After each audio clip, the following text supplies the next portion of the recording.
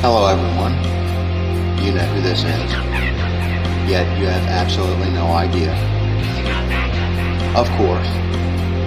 Wow. Somebody gonna be famous. Real famous. I sit here writing to you now with my exceptionally long penis buried deeply and warmly into my vagina butt. Isn't that neat? Trophy Hunter 77 has joined the game. Call 911. This place needs to be swatted. It's obnoxious. You have a bully cabal. You don't find people being bullied into suicide on 4chan. I mean, this is ridiculous. Okay, if he says any more bad words, I'm gonna hang up on him. He doesn't own Kiwi Farm, and he dies less than me. A little kid named Moon owns Kiwi Farm. How do they make this more and more epic every time? I'm sorry, I'm a soy-filled bitch with like videos. Aim. If we get Donald Trump just to tweet out, just a tweet that mentions the hashtag Gamergate, it doesn't even necessarily matter how we use it. Man, the blue check marks are going to shit their fucking pants. It's 2019. I can't believe anybody believes in a spinning fucking ball of water. True. I bet you when Jim finds out, he's gonna just give me so much shit. One never knows when the homosexual is about. I've had over 1,000 rejections in real life, 2,000 rejections online, so that's 3,000 rejections total. I aim as low as possible.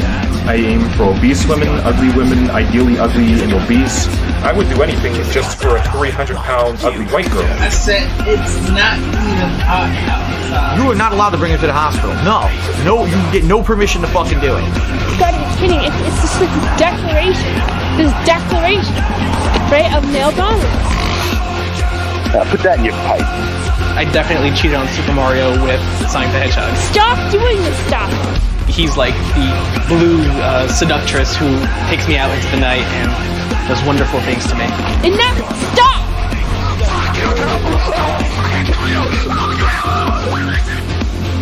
How can a Yorkshire Terrier live in the wild?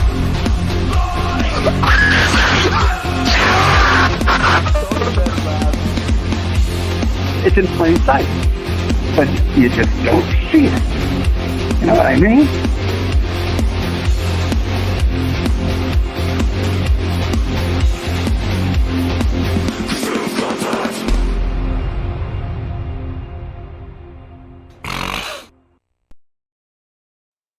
Hello, everybody.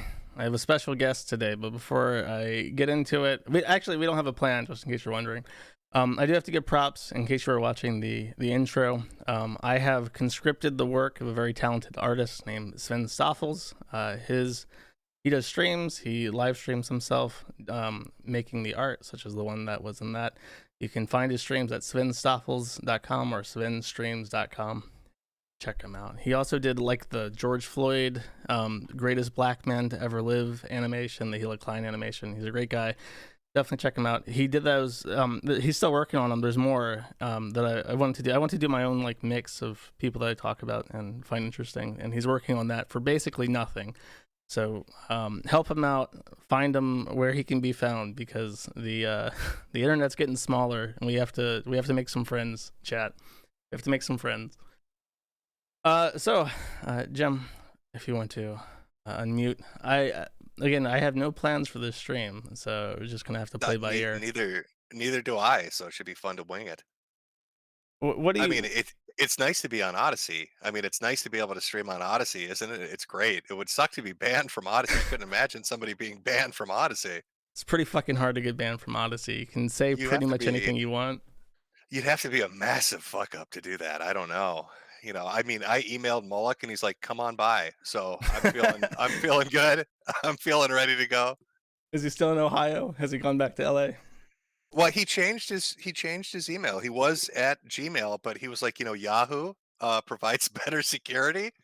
So now he's routing all his demonic incantations through Yahoo. So that's how I got a hold of him. I don't know if he's in the Midwest anymore. He said he was looking out east, maybe, like I don't know, like in Georgia or something. Said something about liking the weather better. Maybe Japan. Japan has Yahoo is still the most popular search engine in Japan. Is it really? Really? If you go to yahoo.co.jp, you'll get like a very old looking website because the Japanese are like super autistic and they don't like change. So they've stayed with Yahoo on pretty much the exact same interface for almost 20 years now because they can't handle it. I thought Yahoo like got fucked into the dirt by that chick that took over. Wasn't there a woman that took over their company and then just fucking carpet bombed it into irrelevance? Maybe, but you know how it is with the Japanese usually have like their own branch of the company that works pretty much independently. Like the 7-Eleven does that. 7-Eleven has like this huge presence in Japan, and it's basically independently managed over there. No, that makes sense. So, I thought, I mean, I guess since we're winging it, you've had a busy couple weeks. Yes, I have been nonstop working on shit for the last 3 weeks. I'm actually a little bit stressed out. Are you a tiny bit stressed out? Yeah. Yeah, I usually handle stress pretty well, but usually it breaks after a little bit. But this has been nonstop, and every time it looks like there's a breakthrough, there's always something else that happens that's a bit more challenging. So, Well, I mean, I heard like to calm your nerves and stuff. People have been telling me like if you ever get too anxious or paranoid or just stressed out, you have a little Shine. Apparently, calms you right down. Takes the edge off. But I've been scared to make any in my bathtub. I don't know. many software developers and other people in the IT field are actually large consumers of the True Shine. It's almost an epidemic in the IT field. You walk into office, an open concept office space with cubicles, and you just see that half of them are on it at the exact moment that they're working even. So it's a See, now I have a theory about the IT field. When the pandemic hit, everybody wanted to work from home, and I know a lot of like the IT guys could do like remote work. And my thought is the reason so many people in like IT want to do remote work is if you gathered them all in one central office space, the smell of axe wounds would make everybody vomit to death and pass out. Does that sound accurate? I've actually never worked in an office. I'm sure nowadays it is. And now that's why people are more productive when they spread out. You put them in their homes. And Well, you cities. you want them to spread out at home, not in the office with their legs open, because the smell of the decay would probably drop you to the floor. Probably choke you out. That's actually their secret weapon. That's how they get what they want. They say, we're going to go sit on your furniture in your office. You'll never get it out. It's time to talk about a raise. Let me open my legs a little bit and let's discuss my hourly rate. Yeah, if not, I can just sit on all the upholstery and you can have fun with that shit. So, do you want to outline? Like, I think a lot of people are familiar with obviously how it all started, right? With Keffels and everything like that. But just like your last, I don't know, week and a half of dealing with these different companies and what's gone on. Because I mean, you had redundancies in place, you had backups and stuff, but it seems like either their reach of these people was greater than anticipated, or people buckled quicker than most would expect. But it seems like you've been kind of running around trying to get stuff set up and having getting kneecapped by people left and right. I mean, do you want to talk about that, or can you? Yeah, I can, because basically. How do I want to word this? Just as a Vegas timeline. This person Keffels, who is like the spearhead of it, it's there's so much to talk about in regards to it too, because it's almost inappropriate to say that it's Keffels, because Keffels really hasn't done anything. Keffels' biggest accomplishment has been to take credit for everything and to coordinate. Well, people. yeah, I absolutely agree with that. It feels to me like they're a figurehead. You know what I mean? Or like they're the mask that other people are wearing. You get that feeling too? There's a lot to say about that, but just for the sake of the timeline, Keffels has a spat with Destiny. They hate, I don't know what the fuck the issue is with Destiny that they have, but it's like a long-standing, like, contemptuous relationship between the two. He didn't want to suck the trans clit, I think is what it came down to. He does though. I think he fucks femboys. I think that he cheats on his wife with femboys. Here's the great debate. Now, is Destiny into fucking traps, right? Which would just be boys playing pretend and then they're guys afterwards, or is he into axe wounds? I don't think he's into axe wounds. I think he just wants a trap. Nobody is. Right. I think he just wants a trap. There was God, this is a callback. But remember The Amazing Atheist? How could I forget him pouring oil on his dick? He did like a movie review about the human centipede. And he said, there's probably people who would want to be at the head of the centipede, and there's probably people who want to be at the bottom of the centipede. But there's probably nobody who wants to be in the middle of the centipede. Like that touches nobody's kink. I think that's the way that the post-ops are. It's like you got people who want to fuck traps, and you got people who want to fuck women. Nobody wants to fuck the acroon. That's not a thing. That does not exist, that fetish. Right, because everybody has like this. I mean, like the video I did, how the sausage is made. Like everybody has this preconceived notion of it's like a fantasized, fetishized version, right? They really think it's like anime or something else where, some magic bullshit happens and suddenly I'm a pretty girl.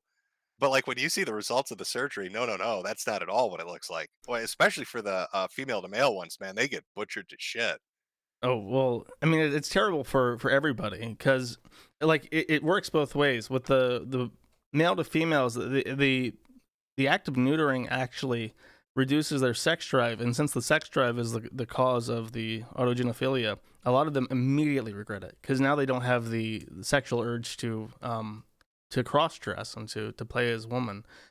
But the female to males, they have, I went on about this on my last stream, but they have like this romanticized concept of what a homosexual relationship is. And it's men who get shit on their dick is the reality. Being a man is gross. And, they when they are accepted as men and treated like other men, they're repulsed by it. Because men, like the mental headcanon of what a gay relationship is like and what actually hanging out with men is like and dating other men is like is not what they had in mind.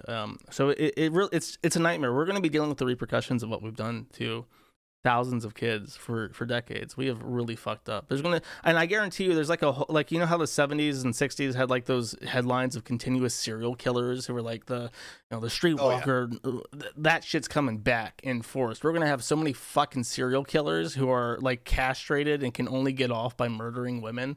That's all coming back. Well, it's going to be even worse because they're not going to have an outlet for the rage. Usually, like there's some kind of weird sexual psycho violence thing. Like those are all components, but it's going to be pure vengeance, right? I mean, it's going to be people that are butchered, and they're going to feel like society and their parents and doctors and everybody was just okay with it, and they have no way of reversing it. Yeah, and don't forget, if you've ever read The Industrial Society and Its Future by Dr. Theodore Kaczynski, he actually had a gender identity crisis and ended up in a gender clinic way back when, even decades ago. And he saw all the other people around him who were in the various stages of transitioning, and he thought, this is fucking disgusting. And that was one of the key factors that played in him becoming the Unabomber. God, do you think that was far enough back that he could have run into John Money?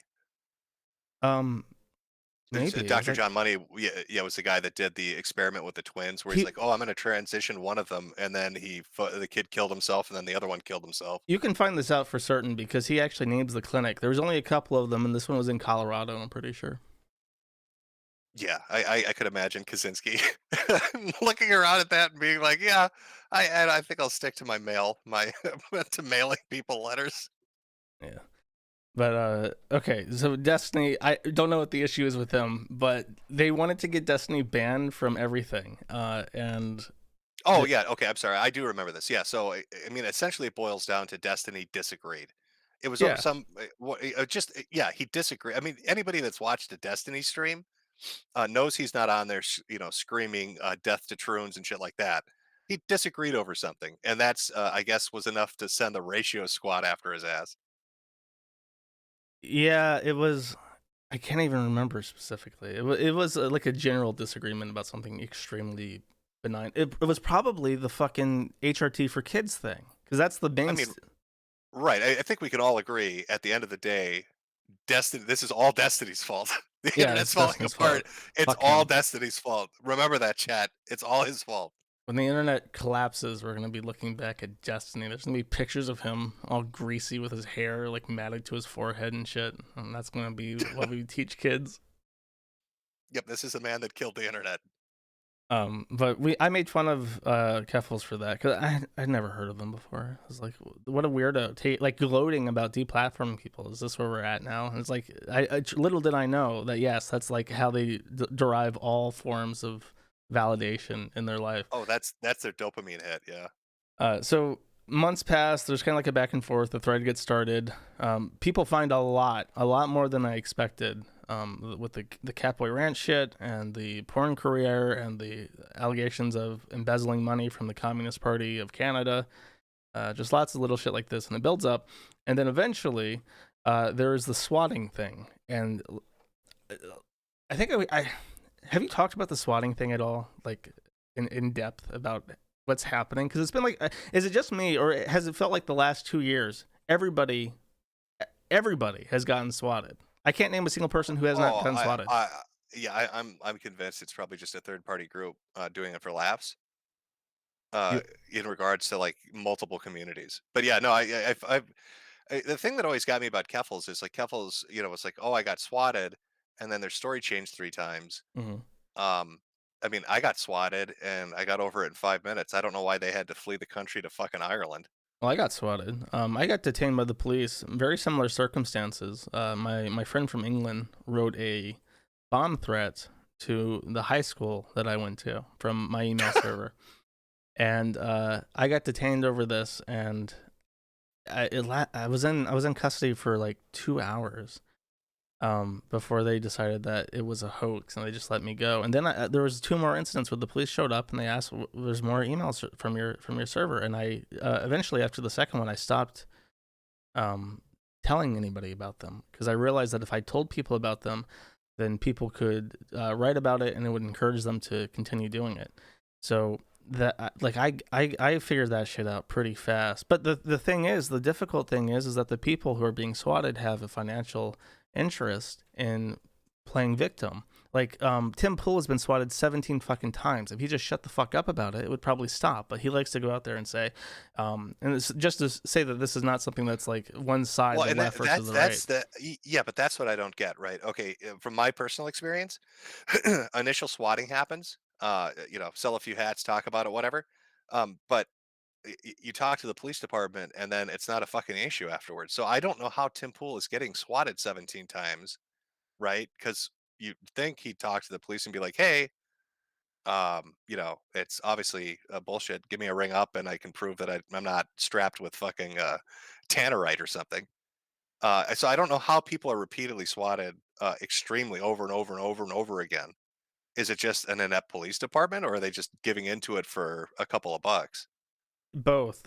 I think that it definitely depends on your police department, because when I dealt with the Florida FBI versus the New York, west side of New York State FBI, the people from New York State were much more on top of things, and they understood what I was telling them in regards to people intentionally provoking them.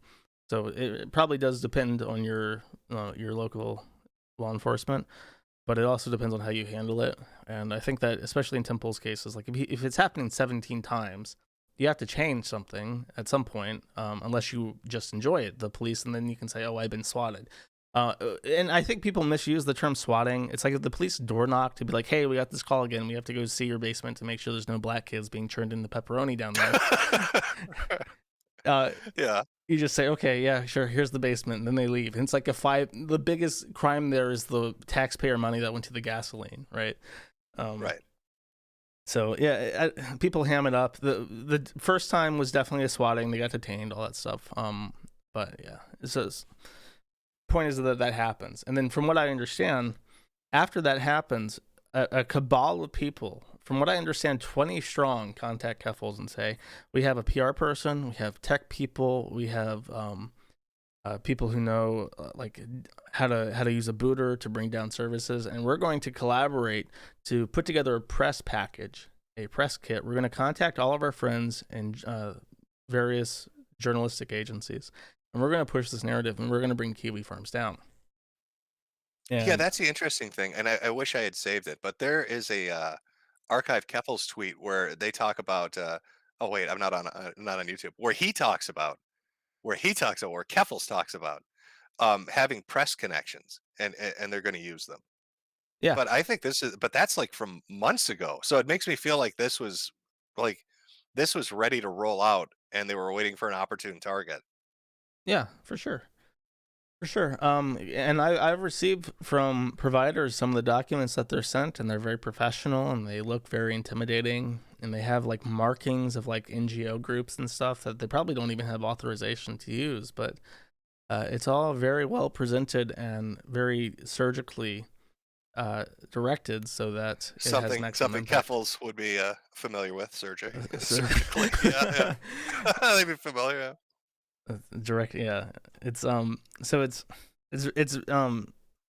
more because like Vordrak, the guy from England who's given me most of the shit for years, does a lot of the same things, and the issue that he has is that he is a deranged lunatic who is completely unsympathetic, and the only people who have ever helped him were two people in the porn industry who then immediately turned on him because they're also insane.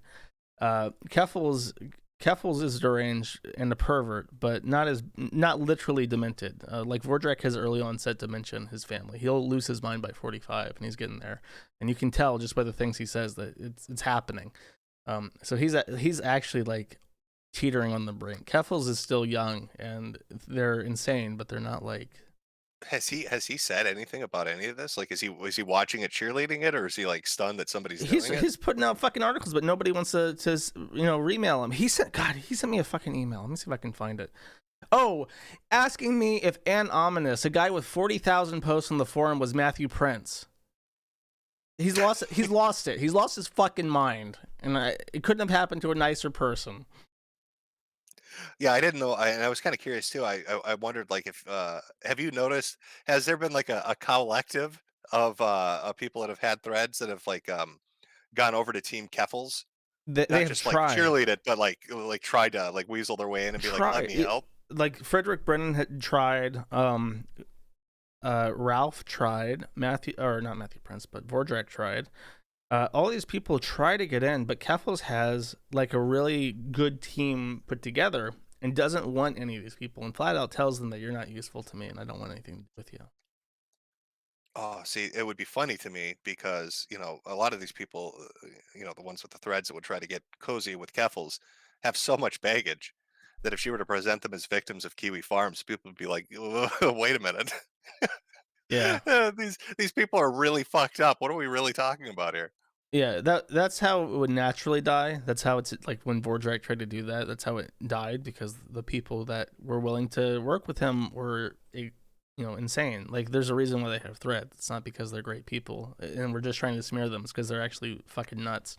But Keffels has managed to keep it on message, and I think this is something that they decided together that they were going to make it entirely about trans issues. So everybody who they put out as a victim, you got Brianna Wu, you have Bob Posting, you have Anna Valens, you have Liz Fong Jones, you have the mother of that trans kid from the National Geographic cover. I saw her tweeting, but I don't even know who the fuck she is. Like, she's obviously in the attention whore. Yeah, no. What happened is in 2016, National Geographic put out a horrific cover that said something like the gender revolution, and it was a picture of like a 9-year-old, 8-year-old boy in drag with like pink hair, and it was ghastly. It was like upsetting, stomach churning, especially in 2016. People aren't used to seeing this. So they got talked about on the thread or on the forum, and it's like an 8-page thread, mostly about the actual issue, not the boy in particular. But they find his Facebook, his mom's Facebook, because his mom is aggressively pushing this kid out there to get on the fucking cover of National Geographic. So she's got a huge fingerprint, and then she comes out years later and says, "I was also doxxed. My 9-year-old was doxxed by Kiwi Farms." Like, we didn't fucking dox him. You're the one that put him on National Geographic, bro. You went on the press tour. Do you kind of the feeling I get with a lot of this trans shit and the fad that it's become? It feels like it's become like the evolution or the second step of pageant moms. It really does. Like, instead of like taking my 4-year-old daughter and I don't know, putting 48 pounds of makeup on her and making her tap dance in front of a panel of judges, I'm going to take my son and put a dress on him, and that'll get me more attention.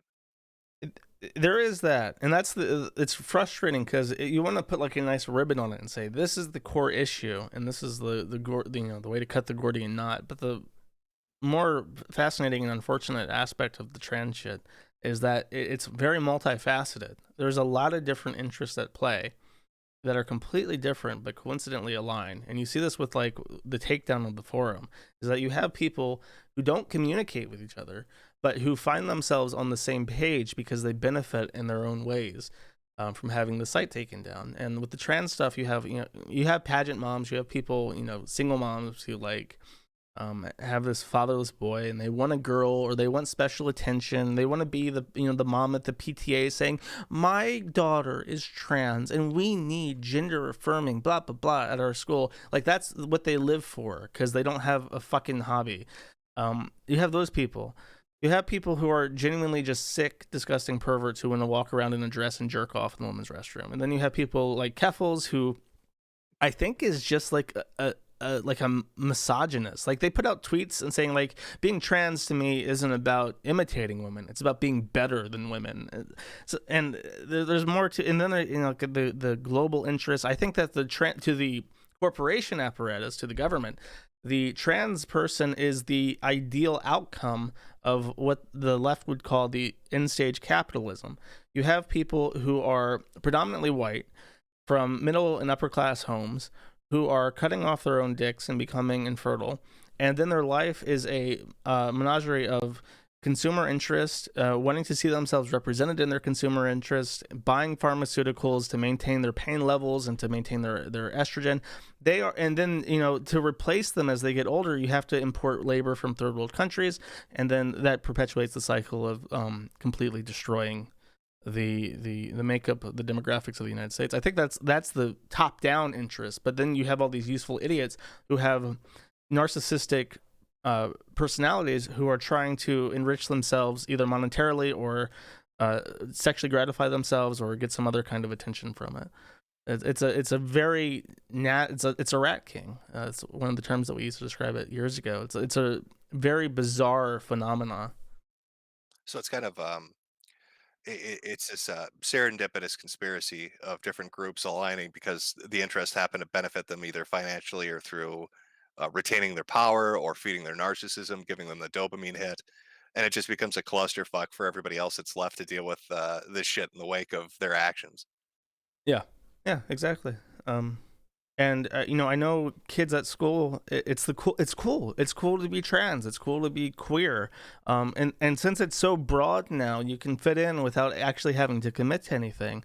Like they say that like 1 in 5 kids at school identifies as LGBTQIAP+ now. But that's like, you ask a guy, is like, what do you identify as? And he just wants to be with it. And he's just saying, oh, I'm queer. I'm non-conforming. And it's like he's just a straight dude who wants to bang chicks, who likes all the pretty girls in his classroom, but he also wants to appeal to them sensibly, and say, I'm queer, I'm non-conforming. And it's like there's no commitment there, but the campaign of media and shit has made it so that that's the in vogue thing to do. It's like playing fucking Pokemon. That's what everybody's doing. They're changing their gender. Yeah, but the crazy thing to me is, back in the day, if you were to identify as gay or lesbian, whatever, there wasn't a physical commitment to it. To this shit, there's a physical fucking process that takes place. If it's just taking pills or chopping shit off, like it's a commitment you can't unfuck. They talk about people detransitioning, but that's just going to leave you as, you're closing the hole up, but you're not replacing the dick, right? So you're physically butchered and fucked up and chemically fucked for the rest of your life. And it's kind of a scary thought to think of a bunch of kids going through elementary and junior high thinking this is what I want, and then they transition or whatever in fucking high school and college, and then 5 years later are like, oh, this was a big mistake, but there's no way to ever fix it. Yeah, that's some of them. Because what happens is you have lonely people who go onto Discord and they're looking for friends. And it used to be back in the day, if you were lonely and looking for friends, you fell into one of two categories.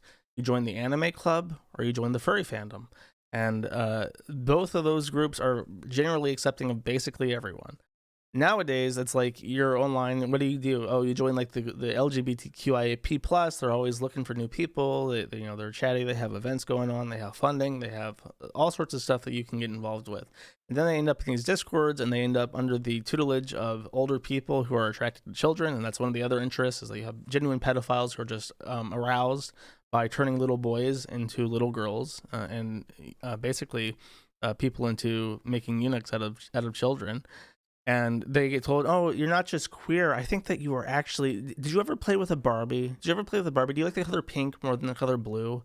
It's like that kind of shit. And then they say, "Well, I think that you were always meant to. I think you're a little girl trapped in a little boy's body." And I have all these resources. And if your parents don't consent, don't worry. I can send it to you in the mail. I know how to make it myself. I love the contradiction too, because for like the last 3 or 4 years, right, the big push for gender equality and the anti-sexism talking points was boys can play with girls' toys and girls can play with boy toys, and that's not indicative of whether you're a boy or a girl.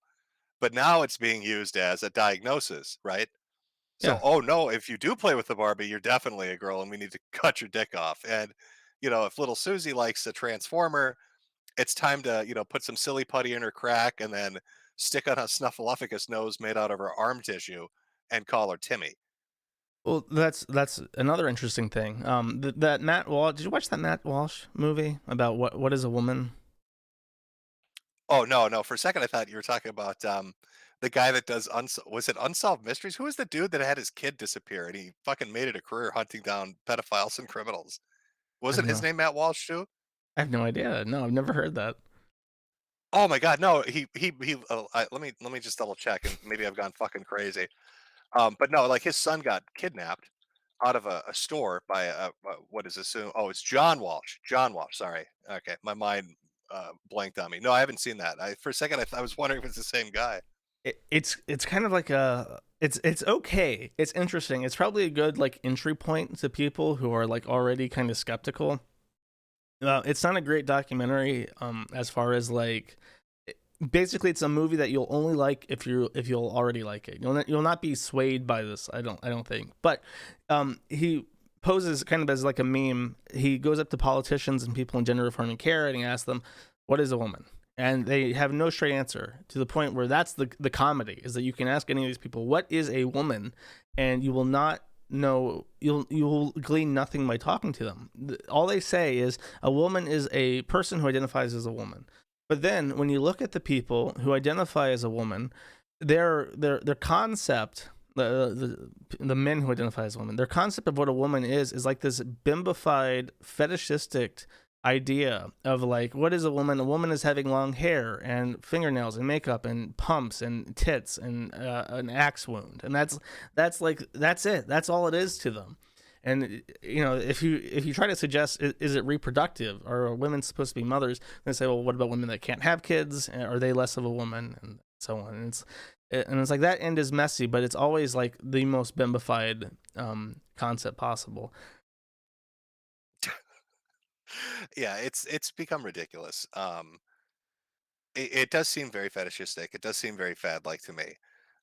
There obviously is a push. I wouldn't doubt pharmaceutical companies love it because they're going to make money gangbusters on this, not just from supplying estrogen or pills or whatever, but comforting, palliative medical care for the disaster that follows. Yeah, for the rest of your life. For the rest of your life, Yep. you're going to be on some kind of pain management if you have the surgery. And the government probably likes it because they're going to have a voter base that is, a self crippled minority that will always need to use them to make people stop laughing, right? So it makes them more reliant on Big Brother. We Yeah. can see that with Keffels. I mean, the first thing they do is they run to any government institution they can to make the mean shit go away. Yeah, they have a friend in Harvard. I don't know his name. He's also trans. And he proudly states that he's like involved in Harvard, but I don't think he's actually an attorney.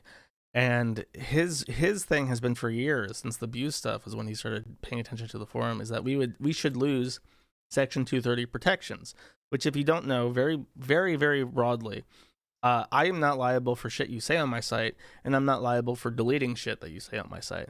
That's Section 230 in a nutshell. But he contends that because I post on my site, I'm not protected by this. And it's true that for my posts, I am not protected by Section 230. I am liable for what I say. But he's tried to swing it so that I'm liable for everything everybody says because I post on the site, and that's just not true. So they're looking at. I mean, that would be, that's a can of worms that idiot probably doesn't want to open, because then that means that everything Jack Dorsey's ever said on Twitter, anything Mark Zuckerberg has ever said on Facebook, anything these people have ever said, if they've made one post, now they're suddenly liable because they're not a platform, they're a publisher, right? Mhm. All these sites are now liable. Even Susan Wojcicki, or whatever her fucking name is. Wojcicki. Yeah, she made a YouTube video. So, I mean, if she's posting on the site as a user, she's now liable for all the other users. Could you imagine her getting sued for all the Nazi shit she tried to get rid of? Be funny as fuck. Yeah, well, that's why Google, Facebook, and all the big companies end up on the right side when it comes to net neutrality in Section 230, which is unfortunate because when Google starts proudly, promoting something like net neutrality, people say, "Wait a second, this has to be evil incarnate if Google's promoting it." But no, the reality is that it's a thing that's useful to us, but it's also very useful to them, which is why they want to keep it. It's implicit. It's like if you host a website, people can say what they want, and without doing anything, without filing any forms, without seeking a certain type of incorporation, you're not liable. It's a great thing to have. But it's not just that they're trying to get rid of. They're looking at very briefly. On the internet, there used to be a private company in the United States called ICANN, the Internet Consortium of Assigned Names and Numbers. ICANN was taken by Obama and given to the United Nations, so now it's an international organization. That was a mistake. That was a huge fucking mistake, one that we will definitely see repercussions for in the coming decades. It was safer in the United States. Very deliberate, very smart. If you were like intentionally trying to fuck everything up, moving ICANN out of the U.S. was a brilliant move. If I was Satan and I was trying to fuck everything up, that's exactly what I would say to do.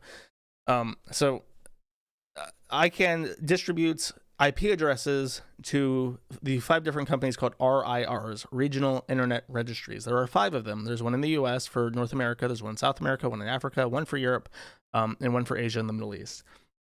I have one in APNIC, which is Asia Pacific, and my IPs come from APNIC. APNIC is based out of Australia. Australia, after Christchurch, passed internet regulation and censorship. So now Liz Fong Jones, who I think is Chinese Australian, is trying to get APNIC to get rid of my IPs, basically. This has never happened in the history of the internet. There has never been a political censorship of resource allocations. How dead in the water? I know you fought with hosting and server space and DDoS protection, but if they pull that off, right, and they pull your IPs, how dead in the water are you? Does that really fuck you? Is that like a final death knell kind of thing? No. If that happens, I will move it. Basically, I have a layered network on 10 different companies. If I lose my IPs, I simply have to hide the Kiwi farms, and actually having my own resources is a benefit in some ways and a detriment in others, because now that people know where my networks are, they can probe them, they can attack them. If I had to hide my things again, then it would be more resilient to DDoS attacks. However, the upside of having my resources is that I can counteroffense, basically. I can set new things up on IPs. I can fortify my network. I can have multiple ISPs. I can have DDoS filters on the network level. I can do more. But if I was forced to hide, I would still be able to keep the site up. See, I what I find fascinating about this, especially watching people who've been cheerleading this on, the destruction of the site, is it feels like a proxy for what's coming, right? We're watching this obviously between Keffels and Kiwi, but the bigger picture to me is 5 years from now, 10 years from now, what if it's some kind of actual insurrection against the government? What if there's some crazy shit going on and people are trying to keep a website up to get information out? They're watching essentially what's being done to you is going to be done in that instance.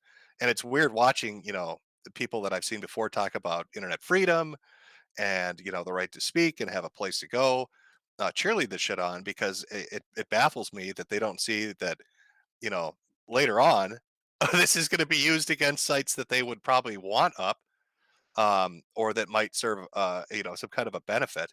Like, I mean, they're chasing you around the internet all over the world, trying to rip you apart, and they're going after everything that's connected to you in a way to make that happen. And it's like this cat and mouse game of can you escape it? And if you can't, that's got a really bad connotations for what the future of the internet's going to look like. Because what are people going to do? Have wireless mesh nets? You know what I mean? They're going to run a fucking second internet from the back of their truck driving around the countryside. Ham radios, probably. Just copy 10.4. What was that URL? It's gonna be good. The Onion Tor will probably be resilient. However, the government basically, in the same way that I have contingencies for everything, the government also has things that they know how to take down that they don't do very often because they don't want them fixed. My personal conspiracy theory is DDoS attacks are such a universal problem that if they wanted to fix them, they probably could. I bet you that there is a way right now that could be set up in a week where if you are under a DDoS attack, you could communicate to the internet backbones, of which there's like only like 7 internet like tier 1 providers in the world, and say, I'm being attacked. This is my source, and this is the destination of the attack. And I bet you that it would be possible to coordinate with companies for free, not resource intensive at all, to end DDoS as a threat. However, I think that the DDoS attack is so simple and so useful to the government that they intentionally do not provide the service, and they have been asked by the government not to provide the service. And I think that's true with other things as well, that they know how to fix, and they choose not to. DDoS attacks have been around for 30 fucking years. They've always been there, and they for sure know how to fix it by now. Yeah, I wouldn't doubt it. I'm sure there's a lot of shit they could patch up and take care of that they never do. I mean, you're talking about, at least with the U.S. government, that knows about like just 0-day exploits that they'll let sit there because it might be beneficial a year from then. I mean, with all the NSA shit and well, here's a fun story about that. There was a pedophile who was arrested, who was identified as exchanging child pornography on Tor. The lawyer for the pedophile asked, I want to know how you identified him. We need proof. Before we take any plea deal or take this to court, I need to know what you did to identify my client as the person who transmitted this information over Tor, an encrypted network. And they said, we are not going to disclose that, so the charges are dropped. And he walked away. So whatever the fuck they had that was working, it was so important to them that they would have let literally anything walk so that they can continue to do espionage. I think that was patched eventually. They figured out what that was, but our government is evil. Our government is pure evil, run by very like most people listening to this will probably be familiar with the Christian fucking his mom thing. One of the people that he was talking to at the time was Isabella Yanka. Isabella Yanka is the daughter of an ex-CIA contractor named Michael Yanka. If you Google Michael Yanka Cloudflare, you'll find a video of the father of the woman that was talking to Chris while he was raping his mother, sitting next to Matthew Prince talking about how the internet needs more censorship. And considering that Isabella Yanka had a 3,000 page long thread on the Kiwi Farms, it really does raise some fucking eyebrows about what influence comes from where.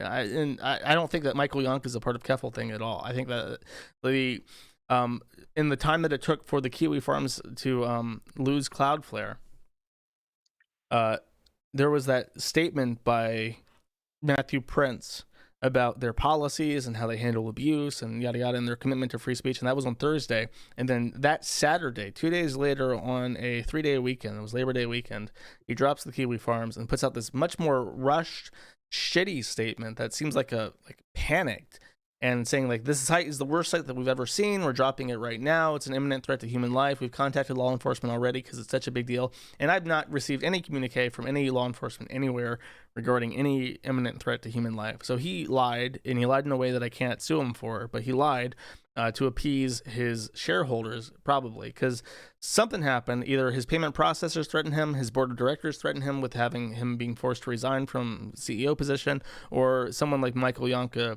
got to him in his ear and said, you need to find a way to drop this site. And what is extremely pissy about that is that he said it was the worst site he's ever seen. It was an easier decision to make than the Daily Stormer or 8chan. And right now on his site are websites dedicated to drilling holes into the skulls of monkeys that proudly hosted by Cloudflare. ISIS websites proudly hosted by Cloudflare. DDoS protection, the works, for $200 a month, and it's a It's a joke. It's a bad joke, but it's going to go right over people's head. Unless Do they. you think part of the do you think part of the problem, and I've always kind of wondered this, on how people like, let's say, Keffels or that group would have any kind of reach at all, is that the ones most drawn into this shit, or at least I guess the first ones most drawn into it, because now it's kind of a fad with younger kids, came from highly affluent families. It seemed like they were coming from families that were rich or well connected, and so they had the money and time to give into this kind of bizarre fetishistic "I'm going to become a Oh, you woman" mean like thing. Jazz Jennings? Jazz Jennings was Yeah, one of the first one. yeah, but I'm talking about people like uh, what is it? Oh, I guess what I'm getting at is I don't see this having started with kids living in the ghetto, right? Poor people. No. I see this having started with kids that went to the really nice college because mom and dad have a fucking six-figure job, because mom or dad work with the government or at a NGO or whatever. And do you think that these people have undue influence because of that? Because, they're midway through their journey of tying a noose around their neck. So they see QE Farms and this big fight happen, and they're like, we need to make that go away. And so their parents or people that know their parents have a voice that can reach somebody like Prince on his 3-day weekend and be like, you need to take this down. Yeah, I mean, I'm sure that a lot of people who are involved in complaining on Twitter and shit are opportunistic. They've been quiet for years because they know that it's not a good idea to draw attention to it because the site gets more views to their threads if they talk about it. But now they see this as like the last chance to take down the site. So. Oh, now did you see that little pop up? Yeah, I just heard the notification. So it's 45 minutes. That's all they give us to talk. Free group calls have a limit of 1 hour. We get 1 hour. We got 10 more minutes, then you'll have to resend the link. Yeah, this is this very much confused Andy when I was a guest on his stream, and it took him like 20 minutes to figure out what that meant. That's bizarre. Zoom doesn't do that, does it? No, I think Google's doing it to push you to like subscribe or pay some kind of fee, but you can still use it for an hour for free and just start a second one up and use that for free. So why would you ever pay? Yeah, that's bizarre. Discord does it for free too. I can't believe that Google can't. That's bizarre. They want that paywall up. Maybe this is the way they keep out, like, Discord groomers and shit. They're like, well, if we put an hour time limit on it, it fucks their game up.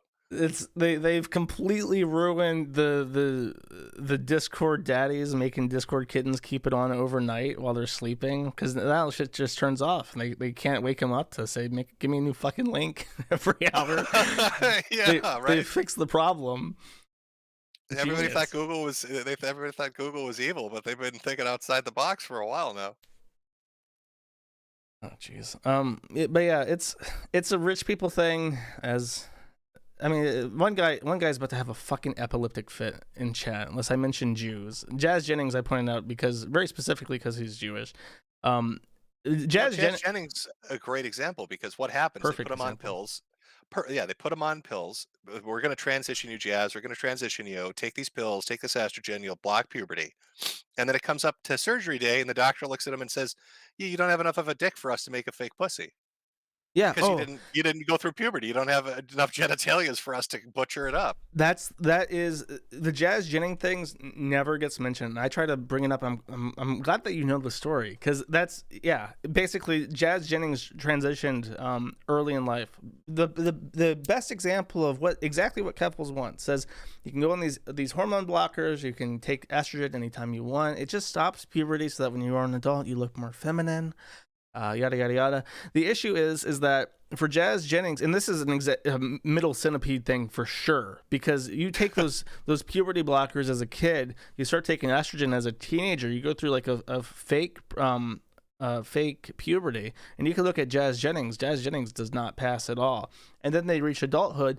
Well, the issue is that when they split your cock down the middle and make labia out of it, you need the schmeat. You need schmeat to build the new thing out of.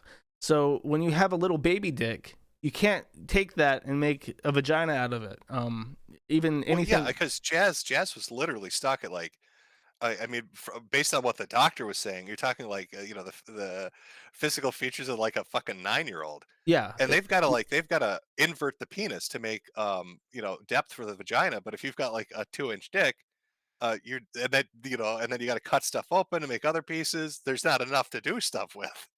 Yeah, it's like a horror story, and then they go through it, and there's complications, and they're in pain. And now you look at Jazz Jennings. Jazz Jennings is fat. Oh my god, yeah, they're the size of a dump truck. Yeah, I'd be eating all the time too. What else are you gonna do? Right? There's nothing else to do. There's literally nothing else to do. There's no way to get off. And that's like, okay, now you're really fucked. You're 20 years old. You have two options. You can either A, make a vagina out of your intestines because you don't have any penis to make it out of, or B, you can stay stuck with your baby dick. Now, who the fuck is into actual like intestinal lined vagina or a baby dick? Like your romantic life is destroyed. You have no hope whatsoever of even maintaining an illusion of a functional relationship. You have fucked your life. Yeah, well, there's no recovery. I mean, that's the thing they're stuck with, right? They can't even if they detransition, right? There wouldn't be anything to reassemble because you'd still be stuck at the point of being a 9-year-old, right? Yeah. So there's no sex. There's absolutely, there will never be any sex for Jazz Jennings. They'll never have an orgasm. That's completely gone. Now Jazz looks like a fat man.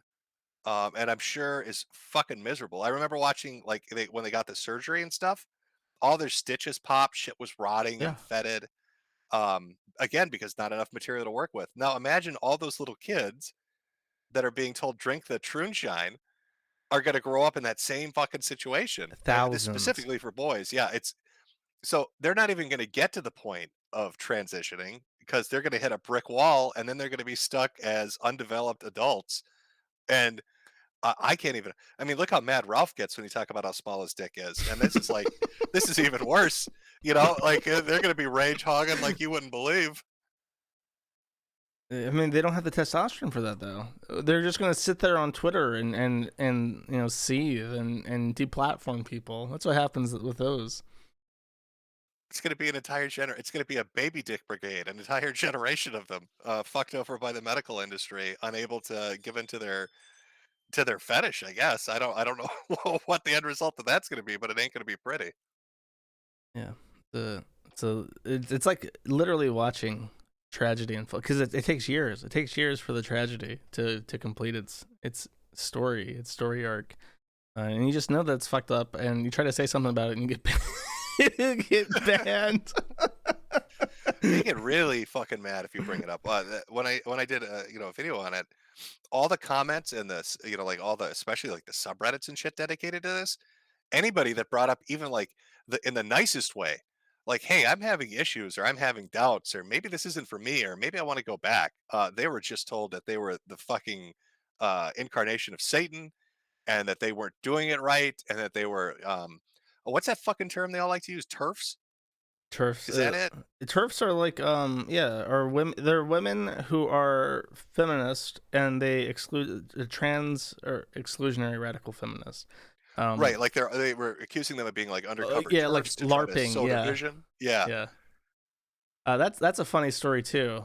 If you want to know, if you want to know why, I feel bad for womankind right now, to the point where a lot of people call me like a simp or like a male feminist. You should see what happens to any. Oh geez, I have an email. You should see what happens to any women space, like a website for women about women's issues on the internet. These places are routinely co-opted, and it does not matter what it is. It can be a group for talking about ovarian health or uterine health, uterine cancers, ovarian cysts. It can be a place for pregnancy. It can be a place for, mothers. It doesn't matter. They always routinely get co-opted by trannies. You know what it kind of reminds me of? Trannies remind me of, what's that female character from Fight Club? The one who would fake shit to go to the group therapy sessions? Oh, Martha, isn't it? Is that it? Yeah. So they're all a bunch of Marthas, right? Like they sneak in by saying they're that, and then once but they take it farther than Martha would. Then they take over the group, kind of basically. Yeah, Marla Singer. I should know this. Fight Club is my favorite movie, and you caught me off guard. Yeah, Marla. Yeah, it is like that. But it's not. Actually, I take that back. It has nothing. It's completely different. That's like a voyeurism thing. You want to see, voyeurism is what we do. Kiwi Farms. You're seeing people in various states of emotional conflict and suffering. Kiwi farmers are the good Marlas, and the trannies are the bad Marlas. The trannies are it would be different. It would be like if Marla was there in the testicular cancer club because she wanted to speak all the time and say how bad her testicular cancer was. And if anyone said, hey, maybe you don't have testicular cancer because you're a woman, they got kicked out of the club. And they don't want to get kicked out of the club because they're depressed because they lost their balls and they're going to kill themselves. And they need the club. They need to stay in the club. So everyone just politely ignores the fact that Marla speaks for half the time and they can't say anything about it. That's the correct interpretation of that situation. Oh, we need to. This entire book needs to be rewritten now, and Marla needs to be a trans character just to show this. Like now, I want to see that plot line play out of them subverting every fucking group they go to.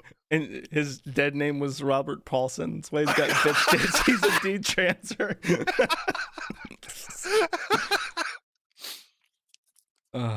Perfect. Okay. Let me give you a link, actually, because it's time.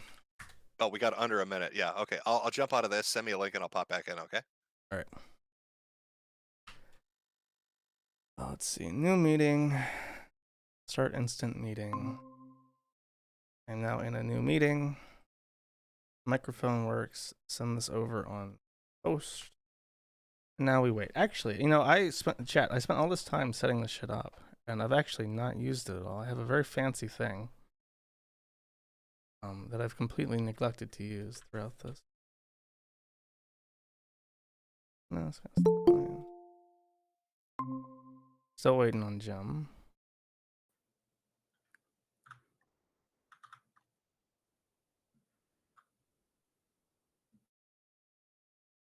But now, chat, I do have.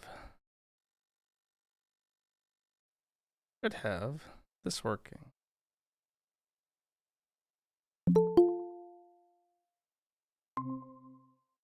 Hello. Oh, it looks uglier than I imagined. I had this whole thing planned out to have Hangouts look cool on my screen, and just all fucked up. You can see his Rage Pig avatar. Is there a reason why you keep the OBS logo on top of his face? No, I'm just technically inept. I don't know how to make it fuck off. So it's like a black hole of white. It represents him well because he'll shovel anything in that fucking mouth of his. So technically is on point. But yeah, it's stuck there. I don't know what the fuck to do with it. Okay. I never got to finish my timeline of events. We got distracted for an hour. Yeah. So we had Keffels. Keffels and Destiny have a row. Keffels starts talking about getting Destiny deplatformed, and starts doing the "I'm gonna ratio everybody on Twitter" shit. They make that's about it. They make a testicular cancer support group. Yes, yeah. Okay, and then we got to Matthew Prince. I mentioned that that we got dropped by Cloudflare on Saturday. Cloudflare is very important because Cloudflare offers something that you cannot. Basically, with any other service, you can do it yourself. You can get your own IPs. You can get your own servers. You can make your own fucking data center. You can literally put a server in your house and buy your own router and convince your ISP to give you a BGP session so that IPs route to a box in your fucking home. I could do that. I could be my own data center. And ISPs are very resilient because they have to be. Cross your fingers that ISPs will stay resilient because that's next. But the one thing that you cannot do, and you can find open source software alternatives to all sorts of different forums, like Forum Software has open source alternatives to Zenforo. I have to replace them because they canceled our license about a year ago. However, application layer, and you can find network layer DDoS mitigation. You can pay for that. Application layer DDoS mitigation is difficult. That is something that actually almost nobody does. Makes their own DDoS mitigation. It is because it is such a cat and mouse thing with technology that you basically need round the clock staff looking at the different threats that are popular online, figuring out how to combat them, what networks are the most compromised, and when to throw captchas like that. All that shit is extremely complicated, and more complicated even than network level filtering. So almost everybody uses Cloudflare. The only companies that don't use, I think 80% of websites use Cloudflare. The only ones that don't use Cloudflare are sufficiently large corporations like Microsoft that can do their own application level filtering or scale up enough that they don't have to worry about it. So it must be, I mean, it has to at some point be profitable for them, even with the amount of work put into it. So why do they have such a monopoly on it? Um, Good question. I mean, Because why is everybody still beholden to Cloudflare? I mean, if it was a money pit and he was losing money all the time, he'd drop it eventually, or somebody else would find a better way. But if he's bringing in the money doing it, there's got to be. Why aren't there other companies saying, "Fuck, I 80%. I want it. Give me 20%. I can make money off I that." I think that what it is a size. It's an issue similar to like with YouTube. Because it is such a cat and mouse game. The issue is that if you make a company that offers a DDoS mitigation service, if you grow large enough, people will start tailoring their attacks to your software suite. And captchas are a great example of this, by the way. Text captchas are very broken. So, but when you make your own captcha, which you can do, I worked with Frederick to make one for Infinity Next.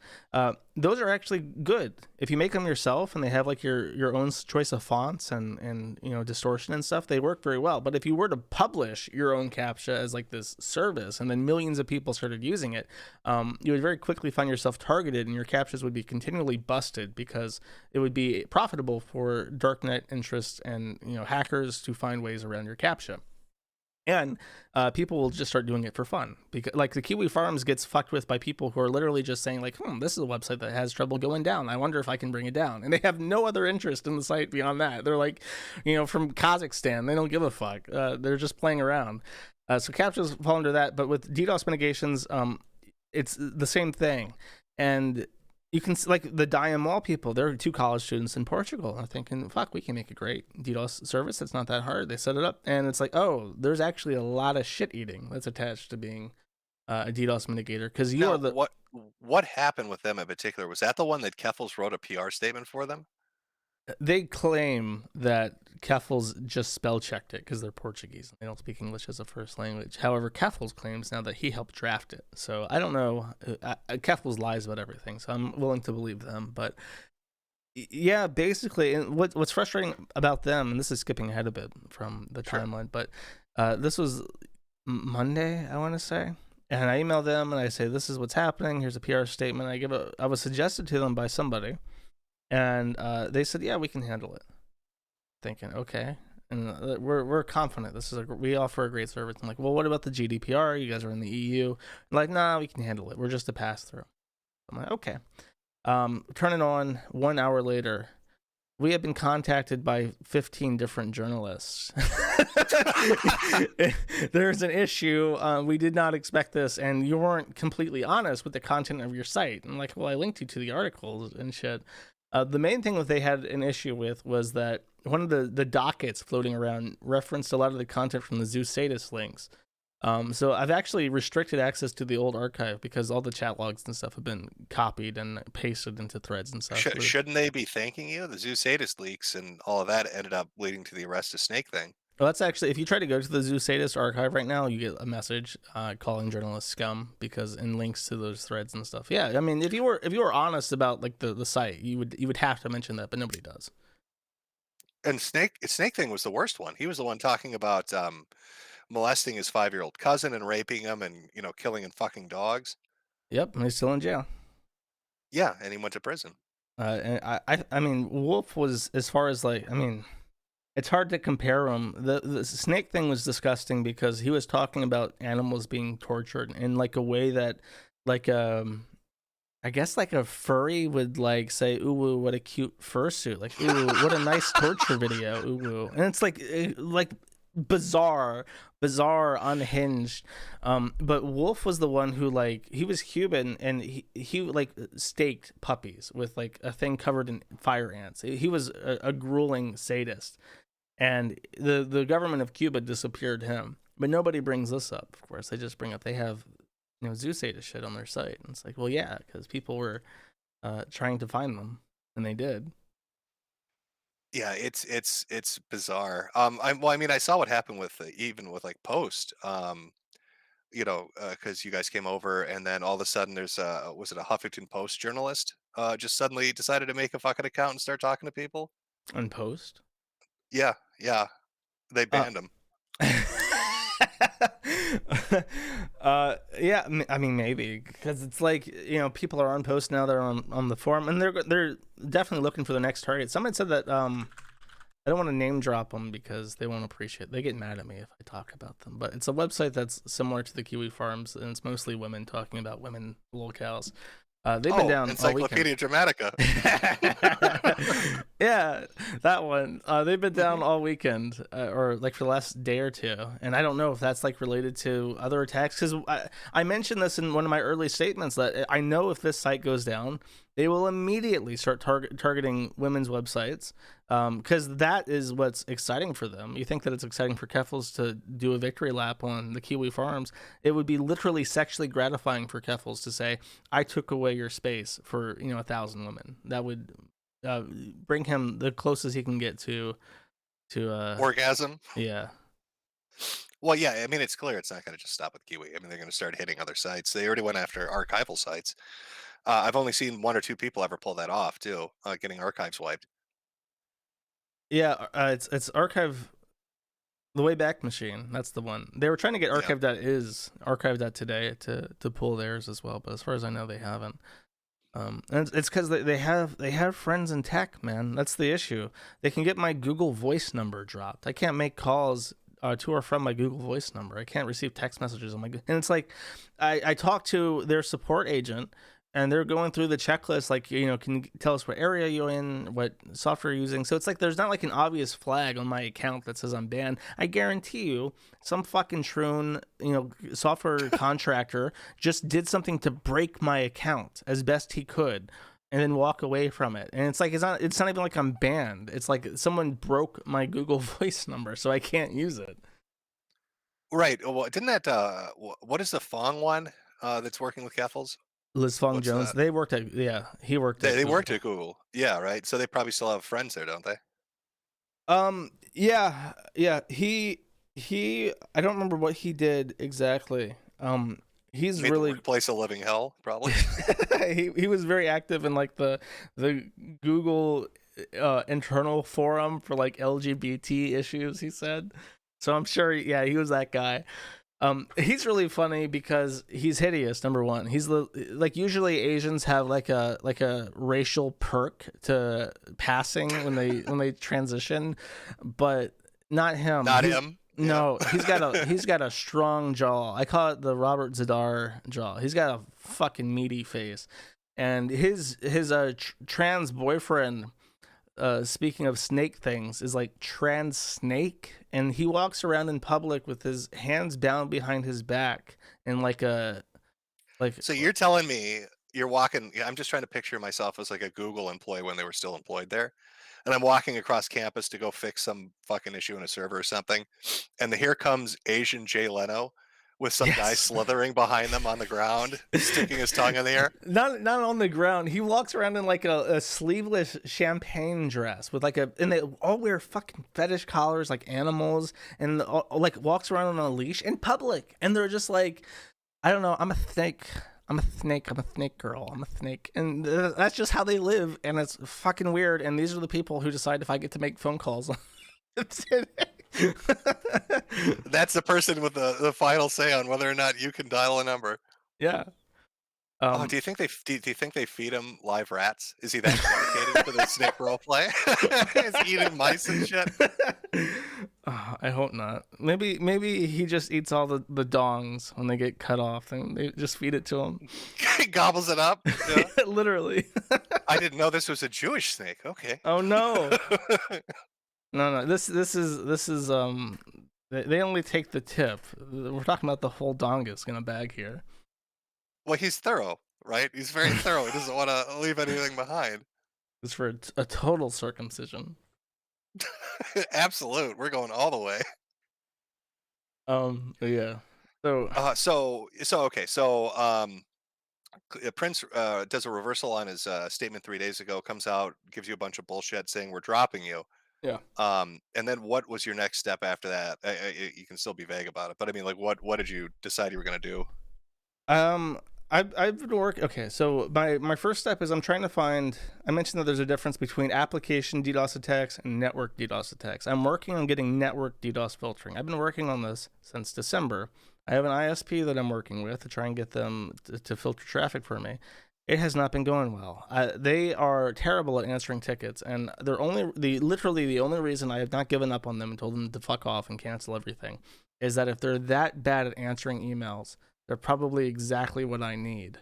Because not a fucking thing is going to be heard at all in that company. The bombs could be dropping, and they're going to be working just as they did yesterday because they didn't hear shit inside that facility. But it's so close now, but it's like now I hate the weekends because I'm always anxious and I have 1,000 things in my head. I gotta get this done. I have to fortify this. I have to change this. I have to tweak this. This is not working. I have to get that working. That's urgent. I have a priority list, and then the weekend comes and I'm sitting on my hands. I'm thinking there's not much I can do. I can fuck with my servers. I can stream. I can play some EU4, I can watch a movie, but that's about it. I have to wait until next week to get anything done. So I'm sitting on my hands right now, still waiting for the thing to get done from last week. That was pretty close, but that I've been waiting on since December. And it's so frustrating. One of the things is I'm upgrading to a 10 gigabit connection, and I need a special port. You have a 1 gigabit per second Ethernet connection. If you want 10 gigabits, you have to have an SFP plus connection. My router did not have an SFP plus connection, so is this a router replacement you were talking about? Yes. So I bought a new one months ago, and I sent it to the facility, and I said, "This is the new one for when they get their shit set up. Plug it in. That has an SFP on it." They say, "Okay." It was a $1,600 router. Time rolls around where I'm really cracking the whip. I'm like, I gotta get this shit done. Install my new router. They're like, "We can't find it. It's been like months." I'm like, "So you just lost my fucking router?" And they're like, "Yes." So they offered me a new one that is more expensive, but half off. It's like a $3,000 router. They're selling it to me for $1,500. So they basically cut the price in half for me. Wait a minute. What kind of scam is this? We lost No. We lost the $1,600 router you sent to us. But we'll tell you what. We'll sell you another one. We'll sell you another one you can buy directly from us. I am not in the position to make demands. I will take your fucking router. I bet you it's the same fucking router, and they're just telling you it's a different one. They're selling you your own router back for the same fucking price. I wish, because that one has a user interface, and the one that I have no longer does. So I have to figure out the command line for a completely different system I'm unfamiliar with.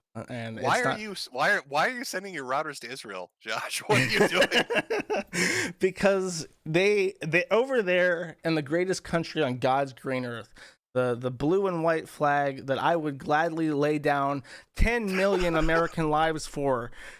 They protect me for the right price, and right now that's the best I can ask for. So that's what's happening. And if they want to sell me a new, better router, it'd be a real shame, Josh, if the second router had an accident too, and they needed to sell you a third one. Hey, I'll take it at this point. Whatever, as long as it fucking works at this point, I will buy whatever. It's all that's another one of the things. It's like it's frustrating because people are like, "Josh, I want to send you money. I want to send you like $5,000 in crypto. Where can I send it?" And I was like, "Well, you can send it here if you want, because I like money." But it's not a money thing. If it was a money thing, it's like we have to reach this, like that South Park episode where they keep having to shill on the Christian Broadcasting Network to upgrade their spaceship to fight the aliens and shit. It's like, if that was the issue, I would be on the CBC marathon saying we need $100,000 to upgrade our laser to fight the aliens. But it's not. I need people who have a spine to stand by their product and say, unless you have a court order, we are not taking anything down. And that shit is worth way more than money right now. To all you little kids out there, have you found some?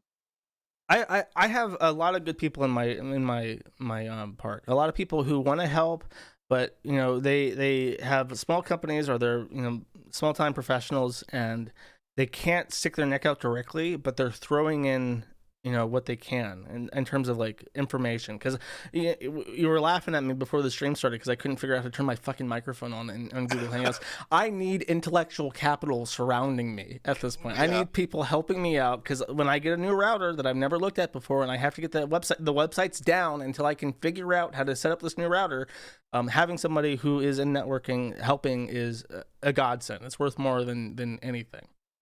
So have you made like a list? I mean, so I know that you tried going the Russian route, and that didn't work, and then the Chinese route, and that didn't work. Is there like a rogue nation out there that just doesn't give a shit about trannies, like some African country that's like, fuck it?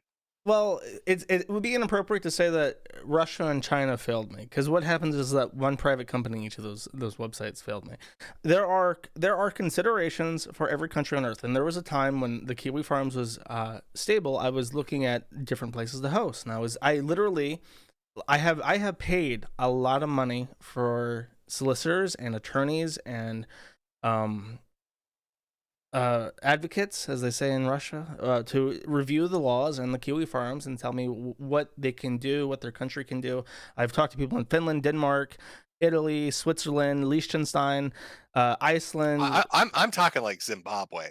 Okay, I'm talking like, let's go to the heart of Africa shit, where you can send them a bag of grain, they'll let you put your fucking website up. It's not so simple. And I have found a data center in Ulaanbaatar, Mongolia.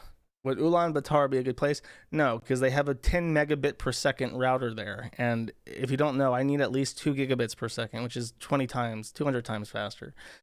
So those places have their own issues. Like Seychelles and Mauritius have good reputations as being bulletproof, but they have very limited networking because they're a fucking island in the middle of the Indian Ocean, and they don't have that great of a connection to the rest of the world.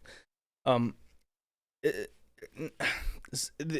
about North Korea? Have we looked at North Korea? I have looked at North Korea. Nobody replied to my emails.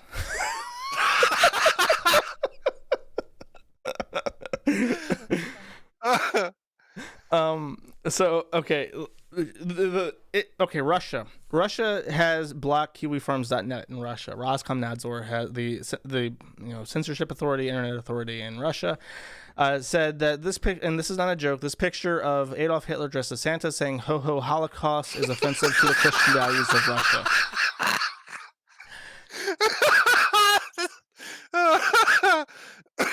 Sorry. So the Russians didn't like that one? No, they actually blocked the Kiwi Farms over the Ho Ho Holocaust. If you don't know, kids, Holocaust denial is illegal in many countries, such as Israel, the entirety of Europe, and also Russia. Oh. Now, Russia's I want to hear that discussion. I want to hear him talking with his boss about that particular fucking picture. Well, it's not. It's less funny when you know how it is. They have a list of images that are banned, and they see it and they send a complaint, and if you don't complain, they block you. That's all there is to it. Unless now Russia is a land of opportunity, and if you have the ruble, you can have your way with Roskomnadzor and whoever, like Davichka, which is 2chan2ch.hk. That is an image board in Russia that probably, and especially with VK, you can see some fucked up shit on VK, which is like Russian Facebook. Problem is that those people are, those websites belong to people who are in the know, who are paying the right people, and they get the protection that they need. You got to meet some Russian mobsters, basically. Yeah, and I theoretically could. I know some people, but I'm not like when we were briefly hosted in DDoS Card. There was some fucking asshole from MSNBC or CNN or some shit, 500,000 followers, who was a former assistant to the FBI. I don't know who the fuck he was. He had some Italian name. And he was like, interesting. The Kiwi Farms is now hosted out of Russia. Could this be a setup to use the Kiwi Farms as a disinformation campaign against the Democratic Party in 2022 Congress elections? And it's like, okay, I already see what's going to happen if we go the Russia-China route. And I think that going that direction would draw the ire of the feds, and it would give more people a reason to hate the site in like a general public sort of way. And I'm not there yet, where it's like, because what happened to Snowden is that he's now basically Putin's bitch. He lives in Moscow, and that's where he'll live, and that's where he'll die. He'll die in Russia, and it's like, I'm an American. My website is legal in the United States of America. I just need some Americans to stand by their fucking service and say, no, not without a court order. It should be the easiest thing in the world. No, fuck off. We don't give a shit. Bring us a court order. All you got to say. But the campaign and the pressure and the going after clients, people who are saying that they're going to start targeting the largest clients of Cloudflare and the people Could you create like a software solution and like do a pachinko thing? You know how the Japanese get around pachinko being gambling by having the businesses separated. Could you come up with some kind of a software where when you're posting on the forum, it's all innocuous and there are no private details and nothing mean is said, but then there's software on your desktop that translates it to what is actually being said. So technically your website's not hosted. There's a lot of like creative solutions. The issue is that all those require like a complete forum software rewrite. And the thing is that I firmly believe that what is hosted on the forum should be accessible to a regular person in a regular browser on the internet, the big I internet that exists that connects all of us across the world together. The moment that it becomes like, okay, let's just host on Tor only, let's use special browsers, let's become invite only, it's like, well, why even fucking bother then? You can host anything if it's invite only on Tor, you know what I mean? But my website is a discussion forum between adults, and we should be able to say what we say, and people should be able to read it without an account and without bullshit, protecting it. I know, but I think we're getting close to the end days of that. I mean, if you look at the demographic shift of users on the internet, right? Everybody is essentially mobile now. Forums are going the way of the dinosaurs, and the only sites that are interesting where you can really speak and say what you want are a handful of image boards, a handful of forums, and it seems like people are dead set on making it so you just can't fucking use them. Yeah. I mean, the thing is, though, if it gets to that point where it's like, I have tried literally everything, and, something, let's say that the government just steps down, the NSA comes down and says, Josh, the CIA knocks on my door and says, hey, we have an attaché in Serbia, in case you didn't know, hello, for the CIA, and if you don't shut down this website, we're going to frame you like Al Capone, and we're going to find some bullshit reason to have you extradited back to the U.S., and it's like, if it gets to that, all I'm going to do is I'm going to zip up everything. There's about 8 terabytes of data on the site, and I'll just give it out to people. I'll anonymize the user data so that there's no like email addresses and passwords and shit or usernames left on the site, and I'll hand it out to people. A final fuck you. Yeah, to yeah, the powers that be. And that information will find. What I suggest to people if that happens is they should become more focused. Make a website dedicated to one board or one group of threads or whatever. Don't try to make Kiwi Farms 2. That won't work. It would be stomped out like like a newborn. It would don't even try. But that information will be out there so people can find it on a web torrent and download it and reinstance the site and delete everything that they don't need. And go. Well, yeah, I've been used to watching shit get subverted, right? That used to be the play, like NeoGAF or something awful. They'd come and take over the mod team admins, change the rules, and everybody has to behave. But there was like a switch up almost around election time with stuff like 8chan or the Daily Stormer and now Kiwi Farms, where it's not like we're going to subvert it and change it that way. We're just going to fucking wipe it out and make it go away.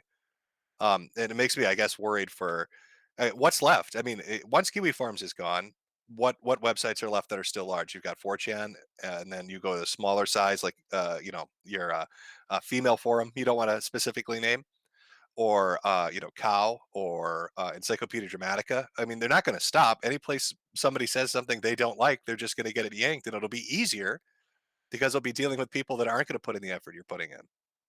Yeah, I mean, that's true. The answer to this is federated content. Things like the Fediverse will probably become the new norm because, the biggest nodes like posts will always be targeted and stuff, but the actual requirements in terms of money and time to set up a single Fediverse node is actually quite small.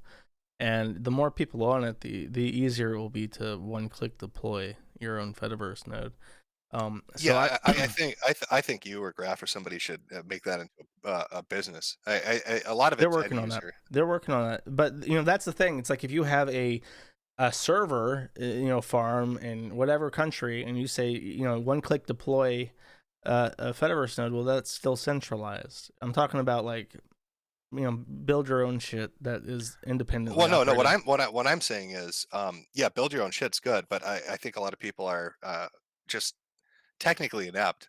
If you could sell a package, if somebody said, "Hey, I want my own instance," or it'll be free. I know that the hosting aspect of it, this is how it works in open source software: is that the software is free, you get the attention, you get people putting in time and smarts improving it for free because they use it, and then also you have a premium company attached. It's like we sell Fediverse nodes to businesses, so if you want to have a Fediverse presence for your company, you can pay us for our enterprise suite, the best of the best, but the software that it runs is free and anybody can download it and set up their own shit posting node if they want. That's how it usually works. Yeah, but I'm saying people are so fucking stupid and lazy. Doing that's too much. What I'm saying is you create a template where somebody says, I want my own instance or whatever, and you're like, yeah, $5. They pay the $5 and it's set up for them, and they just basically run it. Oh, like there is nothing that they do. Yeah. Yeah, everything's set up. It's prepackaged. It's an end user product. There's no work that you do. It's customed. It's ready to go. And then you go to the big companies and fuck around if you want to make it bigger and better. Yeah, but I mean, sure, why not? But people do that for free right now. Is like Dick Masterson says. I'm saying they shouldn't. I'm saying if you guys want a war chest for future shit you're going to deal with, people like Raph or you or whatever should make that a business, and then appeal to people's you're dealing with the laziest group of people that's ever used the internet. Everybody puts their first name and their address on every fucking account they have. If it's not explicitly written on how to do something, they're fucking retards. So, making it retard proof will make you profit and expand the Fediverse. Yeah, I mean, I get what you're saying. There's like tiers. You have the open. It's not that hard. I'll say that. But like the average person will just join a node. Like they don't. You'll have three kinds of people: crazy people who want to set up their own shit and have people on it, or just make it for themselves. You'll have businesses that want a point of presence. You'll have large nodes that may also have centralized systems that they set up for people who just want to rent a domain name.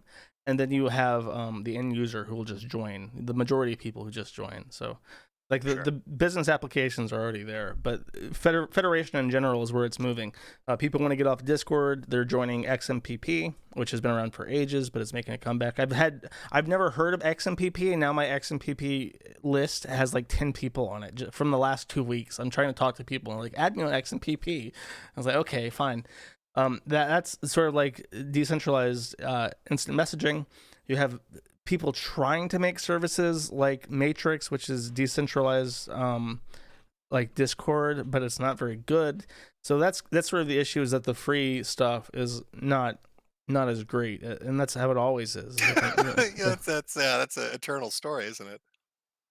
But it's there, and it's getting better all the time is the thing. The Fediverse is doing great. It's really working. It's impressive. And I've been trying to tell people for years now that no, really, it's out there. You have Twitter that doesn't suck, and there's a lot of people on it, and you just got to join and you got to tell people about it. But I haven't had any issues with it on the instance I'm on so far. And hopefully that will become everything. Email is like this too. Email is decentralized, and it's worked fine. For decades, literally for decades, and we'll have that, and hopefully, my big fear is especially with the Russia shit, I don't want to see the internet break apart. I know that China has their own little I internet, their own network for their country. North Korea has that too, and I just see that being the inevitable future, is that Russia will be on its own thing with Belarus, and the EU will have its own thing. And the only people like within China who can communicate outside their internet are companies that have a license to. Which is why it saddens me to see people like Liz Fong Jones deliberately trying to strike blows at the central points of weakness. Because if AppNic, which by the way includes China as their service region, decides we're going to start dropping services that are politically misaligned with Australia, well, who do you think is going to file all the complaints to AppNic going forward? It's going to be China. China's going to file 1 million complaints the first fucking day that happens.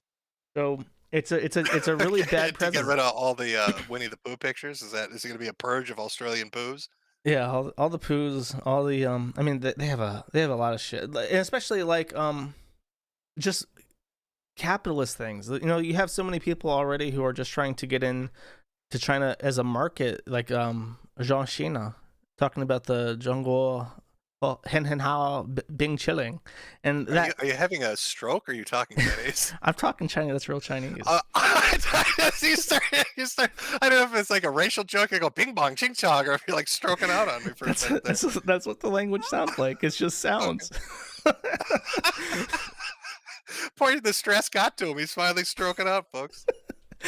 But, you do know the John Cena thing, right? Where he did the fucking commercial like a whipped puppy. Didn't he do an apology video or some shit? He mentioned all he said was Taiwan. I was like, I love Taiwan or something like that, and he like said it in a way that made it sound distinct from China. So the WWE, who has a huge business in China, cracked the whip, and he put out like a TikTok video because they have their own TikTok. They own TikTok, but they have an internal TikTok that's something else. And he put out a thing on TikTok, and he goes, and he's eating ice cream, and he's speaking Chinese, and he's like, ho ho, I really love the Chinese people, but I also love ice cream, and that's what Bing Xiling is like, ice cream. It's like frozen cream or something in Chinese, and he's like, ice cream, and I love China. Holy shit. Okay, yeah, and I thought you were having a medical emergency. I was a little No. right there for you. I thought they send an elite squad of troons to get you, and they inject you with a little troon shine when we weren't watching. I find I'm very fascinated by China and Russia, so I know a lot about them. And I see where it's going, because even the EU though, the EU. People don't even know this in the US, but the EU is actually really fucking tired of America. And they literally see Americans as the biggest fucking retards, and our political election cycles are like trash TV to them, and they just like scoff at us. And they want to make their own shit. They want to have an EU internet that has different rules with more privacy and more regulation and stuff. And the average person in the EU would support that. And I see that the EU will have a trade union internet. The Russians and Belarusians will have their own internet, and what's the African thing called? The African Union will have its own thing. What's the African internet called? I don't know. Dial up. Africa. I mean, Africa's where all the innovation's going to come from. Mark my words, because they still use shortwave. They still have shortwave in Africa. It's still big there. Oh, I bet. Yeah, I bet they're innovating like crazy down there. Well, I mean, you're talking about moving to Africa. Daily Stormer's on .rw, which is Rwanda, and Rwanda has had a bit of an economic miracle because it's called billions of dollars of foreign aid has really revitalized Rwanda into a paradise under a dictatorship, and you can get away with a lot of shit in Rwanda. So now, have you tried reaching out to the Rwandan dictator and be like, hey, white people are fucking crazy. Look at these people, they're cutting off their dicks. Nigga, they gay and they cutting off their dicks. And you need to send him like a test picture in the email of Hitler saying "ho ho Holocaust" just to see if he's cool with it. They don't know who Hitler is. Great. So you're already in good. Look, Namibia. Okay, this was a famous story, but Namibia, which was a former colony of Germany, like way back when, the 1800s, elected someone to a position called and he was literally named Adolf Hitler. He was like a black dude. And they asked him, like, why did your parents name you that? And he's like, they like the name. Don't they know about Hitler? Who? I'm the only Hitler that I know besides my family. I just really like they love the name. They thought it just rolled off the tongue. It's very catchy. It's very memorable. So no, the Africans are blessed in a lot of ways. They really are poised to take over. Well, I mean that sounds like the next innovative. I'm looking forward to what would the URL be? If you went to Rwanda, it'd be what, RW? RW. And what would be another good one down there? I keep seeing your chat saying Niger because they just want you to call it NiggerNet. That's what they want you to call your fucking website. Well, there's Niger, there's Nigeria, there's Seychelles, the Central African Republic, Namibia. Namibia is NA. South Africa is, I think, just SA. You have Botswana. I think that's BW. I know all the top level domains. It's been ingrained into my memory at this point. But no, Rwanda would be a good choice because it has some infrastructure. Seychelles also has some infrastructure. But I mean, a lot of Africa is just very undeveloped. Nigeria is people. A lot of people don't know this, but Nigeria has something like 600 million people living in it.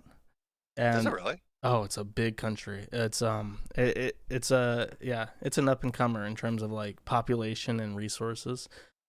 And it's a big shithole, but they have internet there. So NG I think is Nigeria, and NI is Niger. Are they going to give the Indians a run for their money with tech support scams? You think? I mean, they probably already do. They speak English there. I think is part of the reason why they're so developed is because they were a English colony instead of a French one. Don't quote me on that. I don't know for sure. I do know that China is trying to set up shop in Africa, though. Oh, they've been doing that forever. Yeah, that's that new neocolonialism. They know where the resources and consumers are. Yeah, they're going to sweep down there and make a pretty penny. They want to make Africa their China. They want to start exporting shitty jobs to Africans. Put the suicide nets outside of their phone factories. Yep. Exactly. They want to be the old U.S. and they want to make Africa like their factory workers and stuff. So how do you feel about it? I mean, it's been like 2 weeks of all this hectic shit going on. Obviously, it's stressful, but like, do you feel like you've got a handle on it? Is it still really up in the air? Like, how confident or comfortable are you with everything that's going on? My greatest concern is about like a frame job. I'm concerned about the legal implications, because even though I know the site doesn't do anything illegal, that doesn't mean that the government can't find a reason to go after you. But I have 4 lawyers right now, and I have a lot of attention on me and a lot of goodwill from people who would help me out in that situation. And I know from 8chan, Jim Watkins, after the insurrection, after the QAnon shit, walked into the Congress and walked out a free person. And I know... Yeah, but let's be frank here. Watkins was renting server space to the fucking CIA, so he probably had established fucking relationships. Well, if that's the case, I don't know if that's the case. I've not heard anything. That is. Him and Hot Wheels talked about it on a video they deleted. Are you referring to the IPs? Because the IPs that they had with the Department of Defense, that's a common misconception. No. They were talking about renting server space, giving server space. I don't know. I know I heard it. And I know somebody's got a copy of that video that's out there somewhere. I bet you fucking Frederick would probably confirm it too, because he hates Watkins now. I mean, maybe, but I like the site is so much less political, and that's a big thing in his favor. That's another thing that's like a huge sticking point in this, is like, it's not a political website. We're not trying to enact political change. The trannies that we're making fun of, we're not making... To be fair, Josh, what about the subforum you run that's called Insurrection, Let's Overthrow the Government? It seems to be the most popular one on the site. If you go directly to the .ru version and scroll down, there's that board in all Cyrillic text that says meddling in the 2020 election affairs. Your chat is annoyed. It's a throat lozenge chat. That way I'm not coughing all the time. They're wondering what I'm chewing on. Not potatoes. Potatoes would be delicious though. God knows I've got enough of them. But yeah, so you're worried about like a frame up. Are you worried it'd be a frame up on you personally or on the website? On me. I think that I am the one that keeps the site up. There would be no replacement for me. So if you had like safeties off and you can do whatever you wanted, then that would be the obvious answer. Now, are you concerned at all? Because based on how Keffels and all of them are acting, and based on how these journalists are acting, are you concerned at all that they're going to try to find you in real life? That they're going to start Josh hunting to try to get like some ambush interview of you walking out of, I don't know what the fuck you have around you, pizzeria, whatever. There's a really good KFC that's near the university in Belgrade. I go there sometimes. No, see, what you should have said is you should have picked the shittiest gang territory and been like, this is where I am. This is where you need to come and wear these colors and say these things to find me. When the Blueberg journo shows up and, with his rainbow flag pin and stuff, it'll solve itself no matter what gang territory you find yourself in Serbia. Yeah, I mean, like, that's a concern. Like, here's a true story. My lawyer called me, and I shit myself because I see his number, and it's like 201, which is the Washington, D.C. area code. I'm like, oh, this is the call from the CIA to shut down the site. I pick it up, and I answer, and I go, hello? And it's my lawyer, and he's like, hey, Josh, I just want to let you know that there's a Bloomberg journo digging through my trash right now, and she's called up all the people that I've represented in the past. And I'm just letting you know it's not an issue, but that's happening. Oh, seriously? Digging through his trash? No, I made that part up because it's funny. But she was calling. She was calling up all the old. It's like Marjorie Maggie or something with Bloomberg. A Bloomberg journal, not like some weird independent schizoid fucking shithouse, newspaper. Bloomberg journal. Harassing my attorney because they don't want him to represent. They don't want me to have legal representation. That's how far gone they are. They don't forget freedom of speech versus like hate speech. You don't deserve to have a fucking attorney because we hate you. Have they tried going after?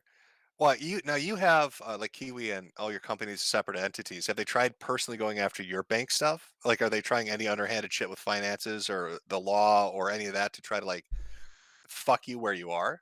I mean, I'm sure that they could.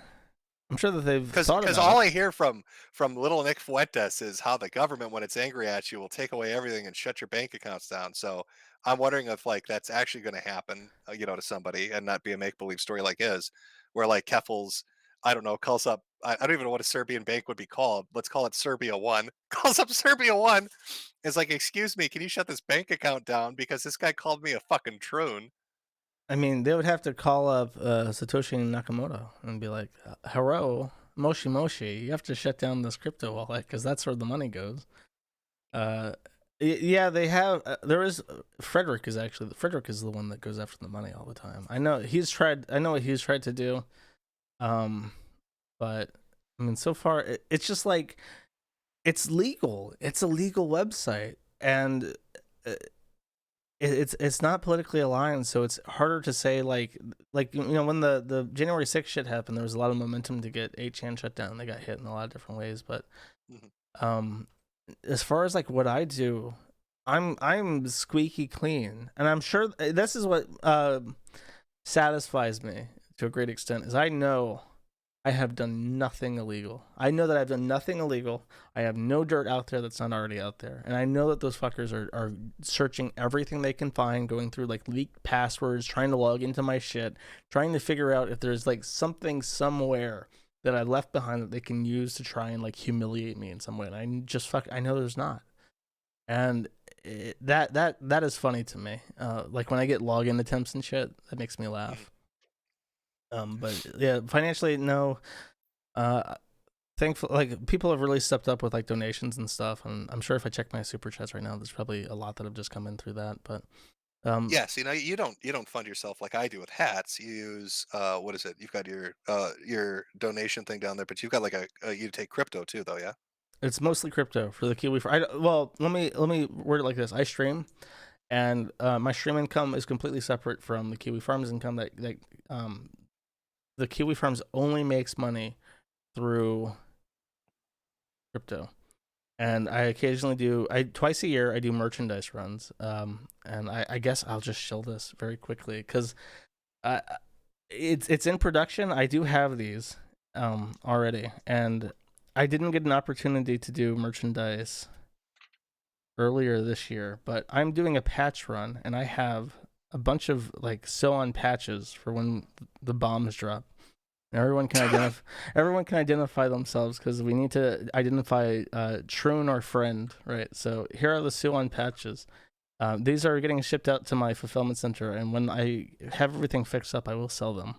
And I'm not sure on the price. These you need to tell your customers because these are like a giant bullseye for trannies to hunt them in public. No. You put this patch on, and you're going to be tranny hunted through the mall. I hope that if you have this patch on, it's sewed on to your gun holster or your carrying case.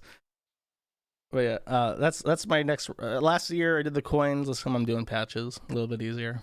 Small business out of the Now, United where's States. the patch of Chris Chan fucking his mother? I decided based on there's a long story attached to this, but when I did the silver coin run last year, there was a lot of problems, and I have decided that Christian Weston Chandler is cursed by God, and his image shall not be placed on any merchandise moving forward. Yeah, his curse has really affected a lot of people, hasn't it? Yeah, it's pretty fun. I mean, you think about it, the entire Kiwi Farms is a direct curse from Christian. His first Cursier Ha Meha had reverberations that resulted in where I am today. No, and I'm still convinced that Ralph had an the evil spirit that was inhabiting Chris, jump body into him when they crossed paths during that fucking film. Yeah, you saw it in real life. If you like analyze it like one of those ghost hunters, you can actually see the specks of like light and dirt from Chris flying around in the ether, and it's looking for a host, and then just sees this like plump target standing there, barely stable on like the toothpick legs, holding up a selfie stick, and it's thinking, that's it, that's my boy right there. And now with your patches, when you do the run, how would people get them? Because you got to tell them, tomorrow you could get nuked off the internet. How do they buy these patches if they need to and you're not around? It will be on maddattheinternet.com. Don't go there right now. You'll just get the Cloudflare error. Okay, there you go. It will mati.live. I will be selling them when I have the opportunity. Probably won't even they're still in production. I'm getting 1,000 of them. 400 are done so far. So hopefully at some point, October is my favorite month of the year. Hopefully by then I'll have the stability to put up the patches. The merchandise runs have been very lucky in that I've had no issues, despite Ralph. Ralph tried to get me fucking deplatformed from WooCommerce, selling shit on a WordPress blog. So I've been lucky with that. Knock on. Do I have any fucking wood to knock on? Here, knocking on my table. There you go. Yeah. Hopefully that'll stick around. What are you selling them for? What's the price?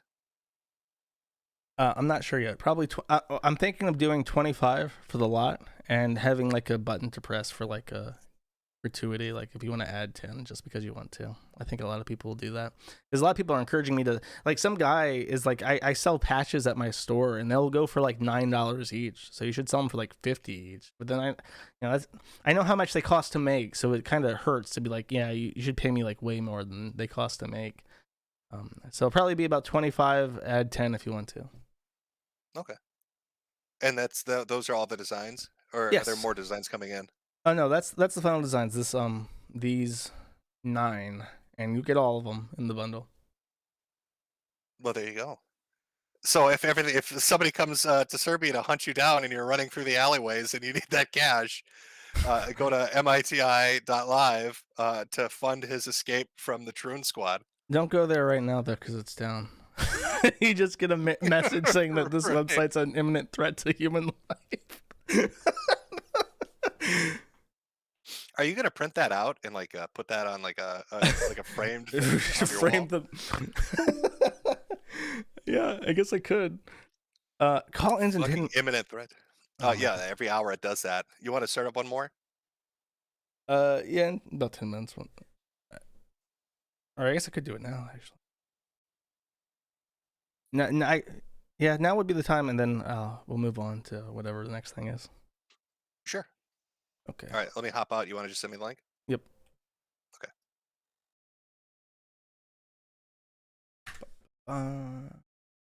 You want my takedown mess? I guess I can make that merch. Is that copyright Cloudflare? They're gonna sue me for copyright infringement if I print their fucking blog post and throw that up on a merchandise site.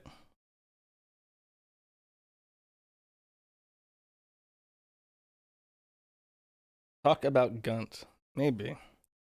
Find some reason to make fun of him.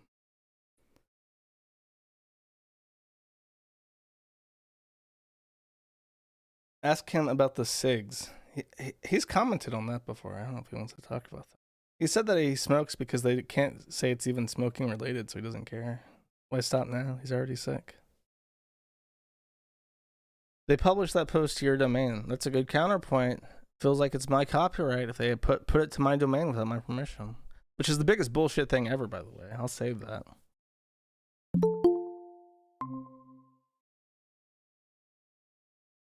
Hello. There we go.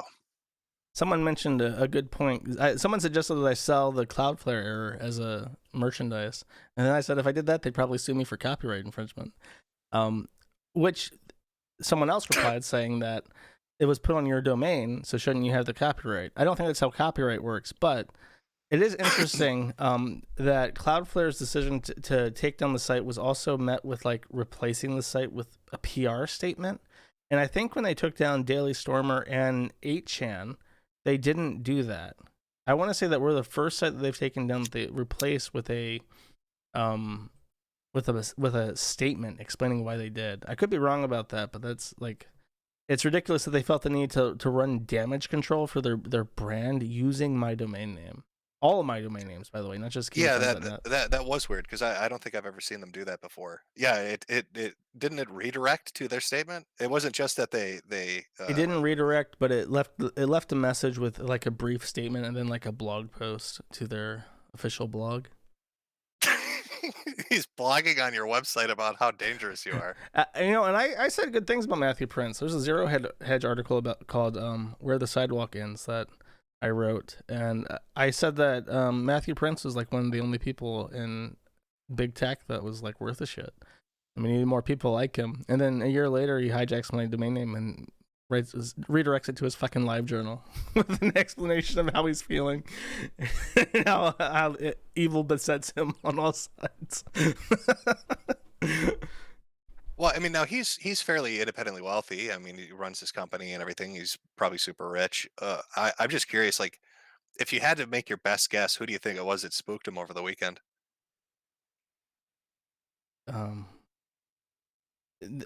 Okay, so you have a couple options here. You have either A, it was suggested to me that the payment processors were threatening to stop processing payments for Cloudflare unless they dropped the site. That's option A. Option B would be Michael Yonka and the federal government. Option C would be general pressure from the outside and I'll lump this together, the campaign and or actually seeing something on the site that made him want to take it down. And then option D is the shareholders. And I would actually wager that they held like an internal poll with the largest shareholders regarding removing him as CEO if he didn't take down the site, and that is what was the threat. Because Cloudflare is publicly traded, and if you don't know this, in the United States, if a company is publicly traded, they must do what is in the best interest of their shareholders. A company cannot make decisions legally in the United States that are against the financial interests of the shareholders. They are legally obligated by the violence of the government to do whatever is as avaricious as possible for the shareholders. So all they have to do is say, we will take you to court. If they couldn't even, remove him, let's say he owned 51% of his company, they can say, we will take you to the SEC and say that you are not doing what's in the interest of the shareholders.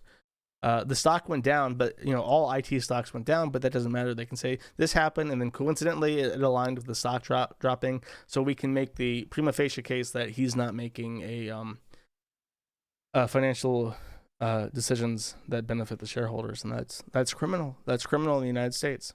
So you think that maybe like what is it called? Is it caucus belli? The looking for a reason for war thing. You think some of the stockholders? There we go. You think some of the stockholders had a previous issue with him and were looking for like, hey, this is a great way to fuck with them. I mean, it could be I'm sure. Again, it's probably like everyone had their own reasons, but it could just be like IT stocks are going down, and it's like we want line go up, unga bunga, line go down. Like option A doesn't work for me because the payment processes themselves are plugged into a bunch of websites that would have to use Cloudflare. So they'd be just for their own services, they'd be fucking themselves over by kneecapping Cloudflare. Well, let me rephrase that. Not the payment processors, the payment gateways. MasterCard, Visa Card, Amex, Discover. Okay. They are more powerful and more active in censorship than anyone could imagine. If I had one wish, I would make it so that those companies could not interfere with transactions at all and make decisions like that. Because if we could make it so that two people can exchange money over the internet without the government, or especially without, I mean, fuck, I'm okay with the government at this point, because I can sue the government and say that my rights are infringed. I have no recourse whatsoever against financial institutions. They are private companies, and the reasons why they deplatform people is a trade secret, and there's nothing you can do to even get them to tell you why you're banned, because it's a trade secret. If I had one wish, that would fix the internet overnight, because I would be able to make money. I would be able to do whatever the fuck I want. I could lay my own fucking fiber optic if I wanted to. Like, if the site was genuinely making the money that it should be with the traffic that it gets, I'd be making probably $20,000 a month, and I could do literally whatever the fuck I wanted to, and nobody could tell me otherwise. But because I have to operate cloak and dagger and accept, crypto bucks that nobody even wants to buy because they're afraid of them. It really like only 5% of people bother to learn crypto. I get more donations in the form of Visa gift cards bought at Walmart than I do from cryptocurrency. and it's a shame, but people don't want to deal with it. What if this? Wait, okay. Here's my conspiracy theory. What if this is the big hustle? Visa wants to sell their shitty gift cards, so they fuck with your ability to make money, so people can only pay you with their shitty gift cards. They're making $5 a gift card. They're raking it in. They found a way to do it off my suffering. Yeah, it's incentivized. Yeah. That's if you're listening to this and you're like, ooh, I want things to get better. I'm not like black-pilled. Find a way to force payment gateways to process money. Any legal, ordinary transaction between two private entities should happen without the consent of any third party. And I don't know if that's ever going to happen. There's a government service coming out literally called FedNow, which is like the worst name ever for anything. But FedNow is a Federal Reserve service, but the Federal Reserve is a private company in some ways. It's like owned in part by the government, in part by the bank. So it remains to be seen if the FedNow will operate the same way that the payment gateways do. But it will be a bank-to-bank service. So I will just, it's kind of like how Europe has IBAN numbers and BIC numbers for banks. It'll be bank-to-bank transfers. So if that works out, that would be a game changer. You would see so much innovation and new websites and new things coming out overnight if people could just accept fucking money from people who want to give them money. That's the biggest damper on freedom of expression right now. It's not even service providers. It's the fact that you cannot give people money that you want to give money to.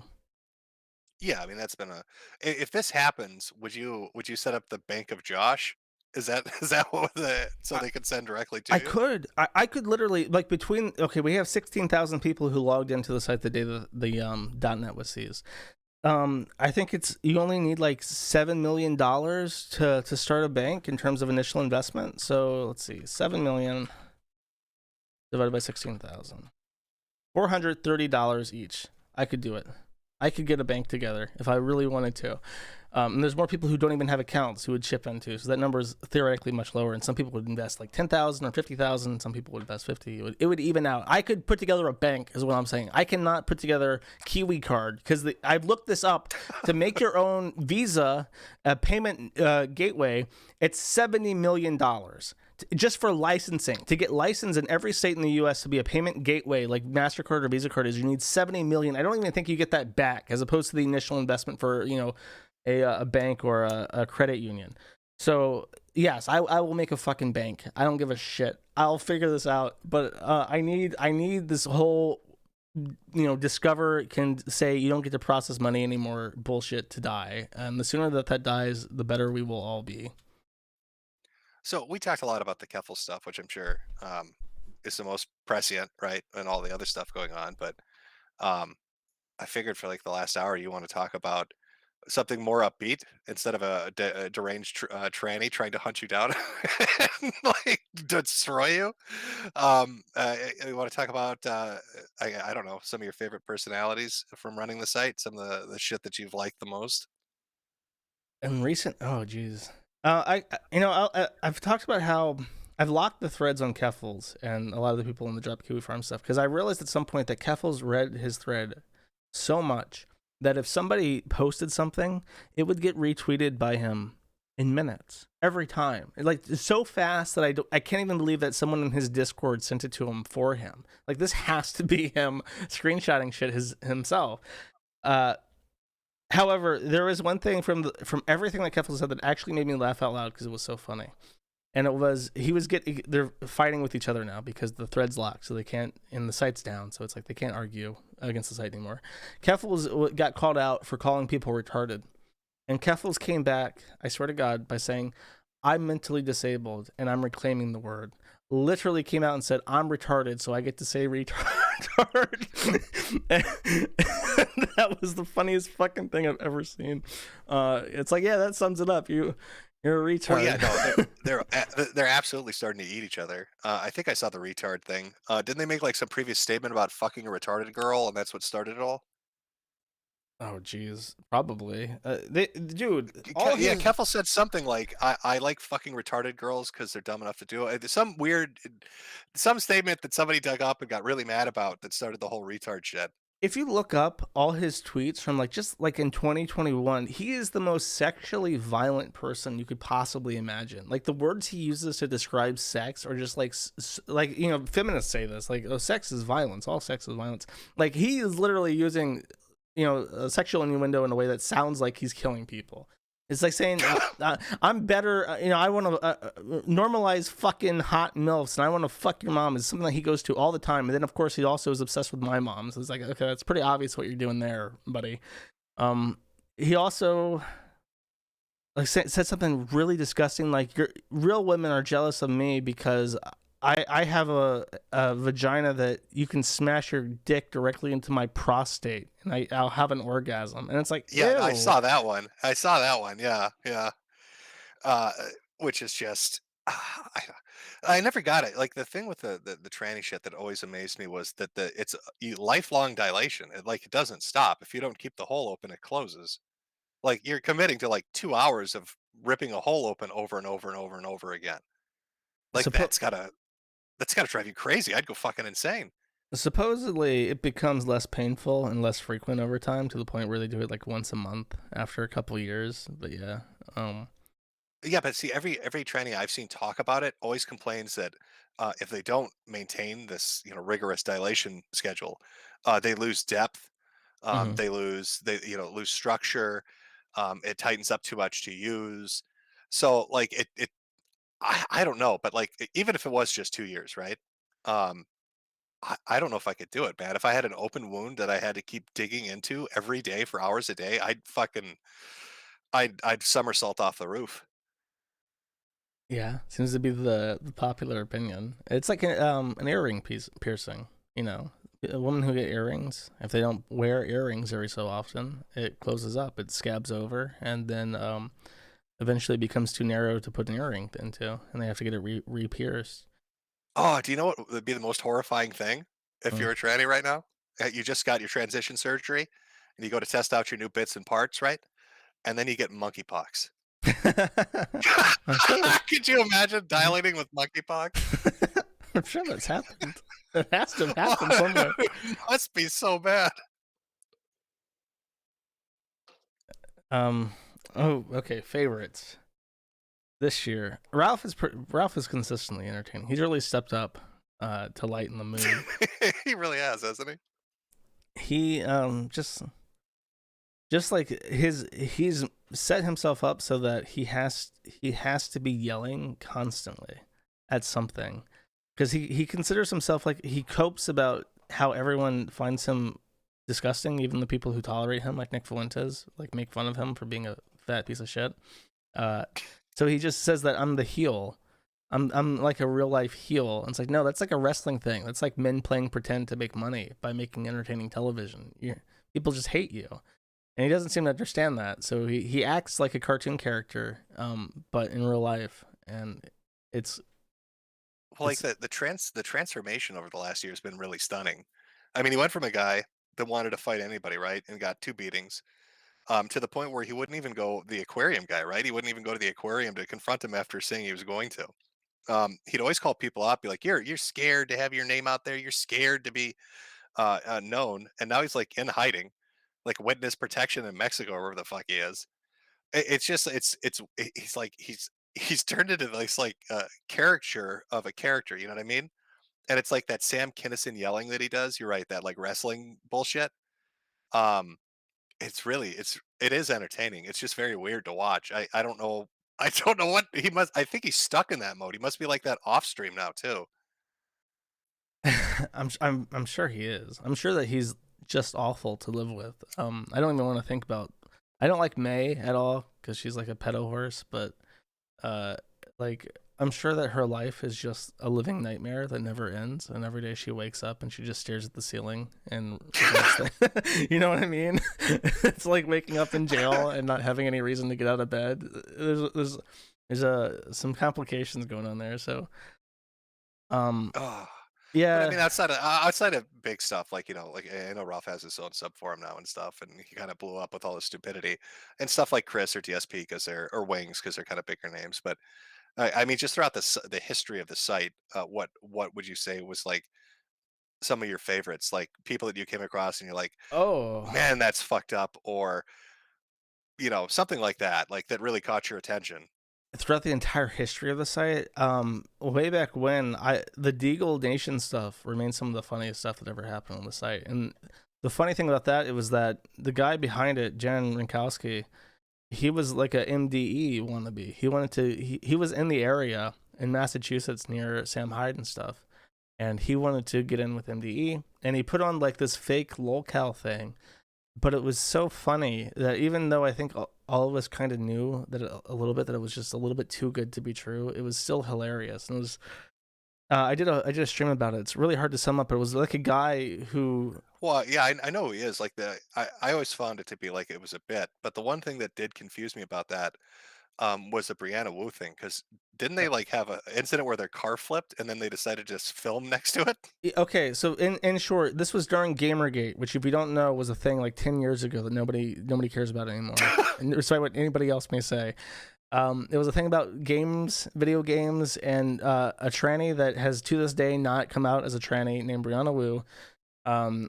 Was one of the big players in Gamergate. So Jace, who went by oh god, what was his parkour dude was his name. He was doing like a thing where it's like super cool deagle guy. He's got like airsoft pistols and he skates and shit, and he's a gamer and he smokes weed. He had a spat where he kept making videos kind of like how Sam Hyde does with what's his face, Hassan Piker, like just trying to get Brianna Wu to react to his thing. And he accomplished that when he had a real life car accident. He was driving and it was cold, it was Massachusetts, the road was iced over, his car flipped, and he instinctively gets out, pulls out his phone camera, and in character starts screaming about how Brianna Wu sabotaged his mom's Prius and got him driven off the road during an illegal street race in his mom's Prius, and how Brianna Wu was gonna get it, and how they're gonna street race to the grave, he said. And this got reposted onto like the Twitter, and Brianna Wu ended up on a show called The Internet Ruined My Life, where they played this they played this footage of Jan Rinkowski in character pointing a camera at his mom's Prius, screaming about street racing to the grave, and Brianna Wu had to do the line because it was the thing they all had to say during the show. After this ridiculous footage plays, they had to look at the camera and go, "The internet ruined my life." And it was beautiful. Was that the same episode? Was she also, or was he also the one that had the bit about snipers outside the Gamergate snipers outside their house on rooftops and shit? Maybe I don't remember that part. There were a couple episodes of this, if I remember right. But I guess sticking with the car thing, that I was like, oh, it's a bit, and then he's at a car wreck screaming about Brianna. I was like, what the fuck? Yeah, I can't remember. It's been so long now. I remember that I had an interview because after the car accident thing, I had an interview with a journalist, and we were talking, and I could hear him. It was on Skype to set the stage for how long ago this was. It's on Skype, and he was writing, and I could hear the pen grinding against the paper as he was physically taking notes about. Because again, this was 40 years ago, and This is an old man who still writes on pen and paper, physically taking notes. And I'm describing the declination stuff. I'm procedurally going through it and itemizing it. And I remember exactly when he stopped. Exactly when he stopped taking notes, because he knew that it was bullshit. And he got Brianna Wu to not talk about it anymore. I mentioned that Jace's friend was Israeli, and he had gone to Israel with the intent of assassinating Bibi, the prime minister of Israel, with a crossbow that shot paper clips. And that was the moment that the journalist stopped taking notes, because his suspension of disbelief had ended. And everything I said after that was not recorded by him on that pen and paper. I very distinctly remember this. Oh, yeah, I remember that. Yeah, that video is stuck in my head because he was screaming so loud next to this car wreck, and like I think Wu at the time had like a fucking motorcycle, and he was like, "Did he?" Just oh fuck, man. Yeah, he did a lot of God. That was good times. And the real punchline is that he had a troll sona that he also, because the easiest way for him to play off information about the character was to have a fake troll that was just him, relaying things that had happened and stuff that would not make sense for Jace to say himself. And his name was Deagle Dad 420. And I really liked Deagle Dad, and he was an admin of the site. His op went so far that I made him an admin of the site for a very long time, and I still miss him. He was a great guy. Here's the sad ending to that. After the car accident, when he was a child, he had seizures, and he hit his head, and the seizure stopped. And after the car accident, he hit his head again. He started having seizures again that were very debilitating.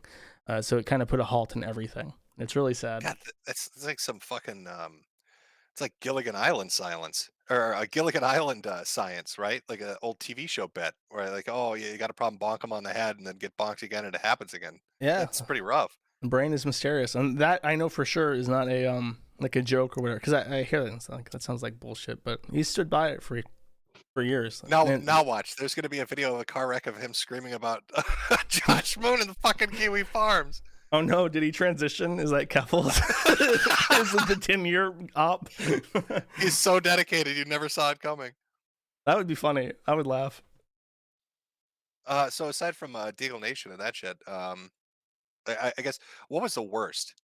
If you had to pick a thread on a person that's been on the site, what would you say is the absolute worst piece of shit you've ever come across? Worst piece of shit? I mean, the Zeus Sadist stuff is too easy. I haven't mentioned him in the stream, but Nick Bait. Yeah, fuck, that's an old name. Nick Bait, in case you're a little zoomy zoom listening to this and you don't know what I'm talking about, Nick Bait was a guy who had really, really fucked up teeth, and he was obsessed with anally raping this girl named Anna. And he was someone everyone thought was a troll. And this person actually had a lasting impact on how I treat people, because he would go on the internet and say, I'm a pedophile, I want to rape Anna, I want to have sex with children. And he sang songs about like dissecting children and wanting to fuck them to death and shit. And everyone just thought like, this is like a really bad like attention whore. And he had these really fucked up teeth that were like rotting out of his head. He was genuinely disgusting in every way, shape, and form. But everyone kind of blew him off as just being like an attention seeker. And then he gets arrested for molesting his nephew or niece. Yeah. And it goes to trial, and we have people from the site who go to attend the trial, and they say that her testimony was worse than anything anyone had speculated in regards to what he had done to her. Because he had said that he kissed her butt cheek or something, or ate her poop. It was like really weird shit like that. And the people that went there said that her testimony was like, it was way, way worse than anyone knew. Well, yeah, because like Nick Bait was like I don't know what you call it, like a fecophiliac. Like he was corpophiliac. Corpophiliac. He was obsessed with shit. Mm-hmm. So here's this guy with like, yeah, all his teeth were rotting. And they weren't even just like, you have a bad cavity, right? Or the tooth looks like it's going to come out. Like these teeth were like disintegrated and open, like, roots and shit. And he would eat poop and play with poop with his teeth like that.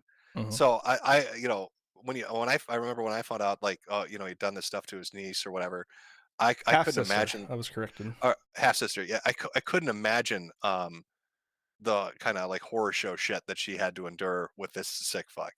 Like, there's pictures of him like in dresses and God. Speaking of, I have completely forgot about that. I've erased this from my brain. He also cross-dressed. Yeah, it's a real interesting, isn't it? How that's super interesting. It's a common fucking thing that seems to pop up. Didn't he also film a video? Wasn't one of his legal defenses? Because I did a video on this. His legal defense was, I couldn't have molested her. I'm obsessed with shit. And didn't he film a video of him playing with poop and send it to the court? Yes. His defense was literally that the story was inaccurate because he is so into poo that there was no poo involved. So therefore, it could not have been a real molestation, because if there was molestation, there would have been poo involved. In fact, I've seen this video. I almost included it in the video I did, but there's no way. There's no way YouTube will let you put a video of a dude playing with shit up on the fucking site, even back then. Yeah, I vaguely remember this. He got 20 years. He's still in jail, by the way. Good. I hope he has a fucking rough time in jail. Yeah, he's bad, obviously. And I can't even take credit for that. That was all Encyclopedia Dramatica that like passed the torch of all those logs and stuff from before the site existed. The Zeus say this stuff was bad. That doesn't need to be mentioned. Yeah, I think by default everybody understands the Zeus say this shit is terrible. Yeah, like recently 2 people that were like killing monkeys in Indonesia got arrested, and they're facing like 8 years for animal cruelty in Indonesian prison. And they put their faces out there, so they might die in prison if the inmates know about that. Yeah, there's a weird, like, I stumbled on that on YouTube like 3 years ago. There's this really fucking weird group of people. It's pedophile. And it's all monkey torture videos though. Like, it's really fucking bizarre. It's pedophiles. That is how that's how they meet each other, because at the heart of pedophilia is sadism. It's about having control and inflicting pain on something that is defenseless. And it's they like the children more because it's a more complex brain, but they will do it to monkeys because monkeys are more like humans. And it's easier to put out monkey torture shit and say, hey, join our Telegram group, and that's where the CP gets shared. It's a pedophile thing. That's even more disturbing. Yeah, I couldn't figure it out and it was so open too. Like, you see the shit that gets flagged out on YouTube, and then there are all these monkey torture videos, and you're like, what the fuck is going on this website? Oh, I mentioned that Nick Bait changed how I treat people. I never assume that if someone says that they're a pedophile, I always believe them. There's no joke. People don't joke about that. I learned that lesson, I guess, after Amos Yee. The thing that confused me about him, right, is I thought it's way too over the top. And with Amos Yee, he had this weird thing where I can't remember what they call lawyers over there. But he's over in America saying all this outrageous shit about advocating for baby fucking, right? But when he was over in what country did he come from? Singapore. It's Singapore, yeah. He tried to say that his lawyer molested him. Yeah, he made an accusation that the lawyer molested him, and he was going to sue him. And I was like, okay, this all has to be bullshit, because there's no way, if he's an advocate for baby fucking, that he's going to be upset that the lawyer molested him. The lawyer, by the way, I don't know what he did, but he had a conversation with Amos, and that was the end of it. I'm sure he said, I'm going to sue the living shit out of you. Yeah, if people don't know this, because this is also a long time ago. Amos Yee was a Singaporean guy that came over to the U.S. and he said, like, the age of consent should be abolished and adult-child relations should be legal. He got evicted from his apartment immediately after he made that video because it went viral. And a lot of people, myself included, thought that it was just like an attention whoring thing like Nick Bait. But sure enough, months later, he's arrested for possession of child porn. Yeah, it was just, he was so over the top with it. It was really hard to believe somebody would be that outrageous about it. Like, who would go? I couldn't imagine a pedophile actually going, like, because he wasn't even saying stuff like, oh, I want to date like an 8-year-old. He's like, I want to fuck babies in the crib. Like, that's how over the top he was. And there's no way anybody is that insane. But apparently fucking Amos Yee is. Yeah, his ass is in jail now, isn't it? Or deported, one of the two. I think it's in the U.S. jail because he was a U.S. crime where he got convicted. I don't quote me on that. I don't know. It's a thing, and I learned this while hosting 9chan, is that they really get off on telling people the truth. And that's why I hate Vito and Mr. Girl. I will never have anything to do with them or anybody that has anything to do with them, because they come out and they say, I want to fuck kids. Just kidding. And or whatever, and it's like, no, you're telling the truth there. And then when people get pissed off, it makes you laugh because you know that you're not going to get shot for it. And then you reverse when it's like, haha, I'm just pushing the boundaries of free speech. I'm just an expression artist, haha. It's like, no, you're playing a game because it excites you. I know what you're doing. I see through this shit. Yeah, so explain the Vito stuff to me, because I see people. I know Masterson, but I'm not super up on Vito. But I see people shit on him literally every day. So is he out there making those statements, or what is he doing? Okay, Vito is an Italian Jew that lives in LA, and his Jewish friend, Max Carson, also known as Mr. Girl, is another LA. LA, by the way, if I had a button, I've said this, if I could destroy LA and everyone living in it. I know there's some good people in there, but it's a measurement thing. If LA was just gone, the world would improve overnight, and we just have to make some sacrifices. I'm sorry, good people living in LA, but you're too close to the beating heart of evil itself. It's a sacrifice you have to be willing to make. Have to. We all appreciate it. Yeah. Anyways, so Vito put out a video saying I'm a pedophile. I like to fuck kids, and it's just a song. And he's done some stupid shit after. He put out like a video saying I hate pedophiles and I want to kill them. And he's like, haha, am I being serious? Am I just trying to make people upset? Is it art? Haha, I'm a Jewish artiste, avant-garde. Vito was his friend, and they've known each other since before Vito started appearing on the Dick Show. But the Dick Show, he started, and they got on after his claim to fame. By the way, Vito, he made one video reviewing Star Wars Episode 7 that did very well, and he also vaped Bella Delphine's bathwater, and that made like national headlines for whatever fucking reason. See, I didn't even know all of that. I thought Vito was just like somebody Masterson knew or like associated with the show. But I swear to God, every fucking live stream I ever see, it doesn't matter who's hosting it. If Vito shows up, the chat will suddenly become kick fucking Vito. Oh, it doesn't matter what group it is. Yeah, Mr. Girl also did a review. His thing before even the song, sorry, I forgot, is that he did a review on Cuties, the Netflix show that was about African girls coming of age and whatever. And it was just like very, like the shots, the way that the camera focused on the genitals of like the children dancing and stuff made it so that this was not a movie about coming of age girls. This was a movie about focusing in on like the genitals of children dancing. And there's a huge fucking difference. This was on Netflix. This was on Netflix to the point where Texas tried to indict Netflix for child porn. You're telling me I can't get a fucking second or third season of Marco Polo, but they're gonna put this shit up on Netflix? That's right.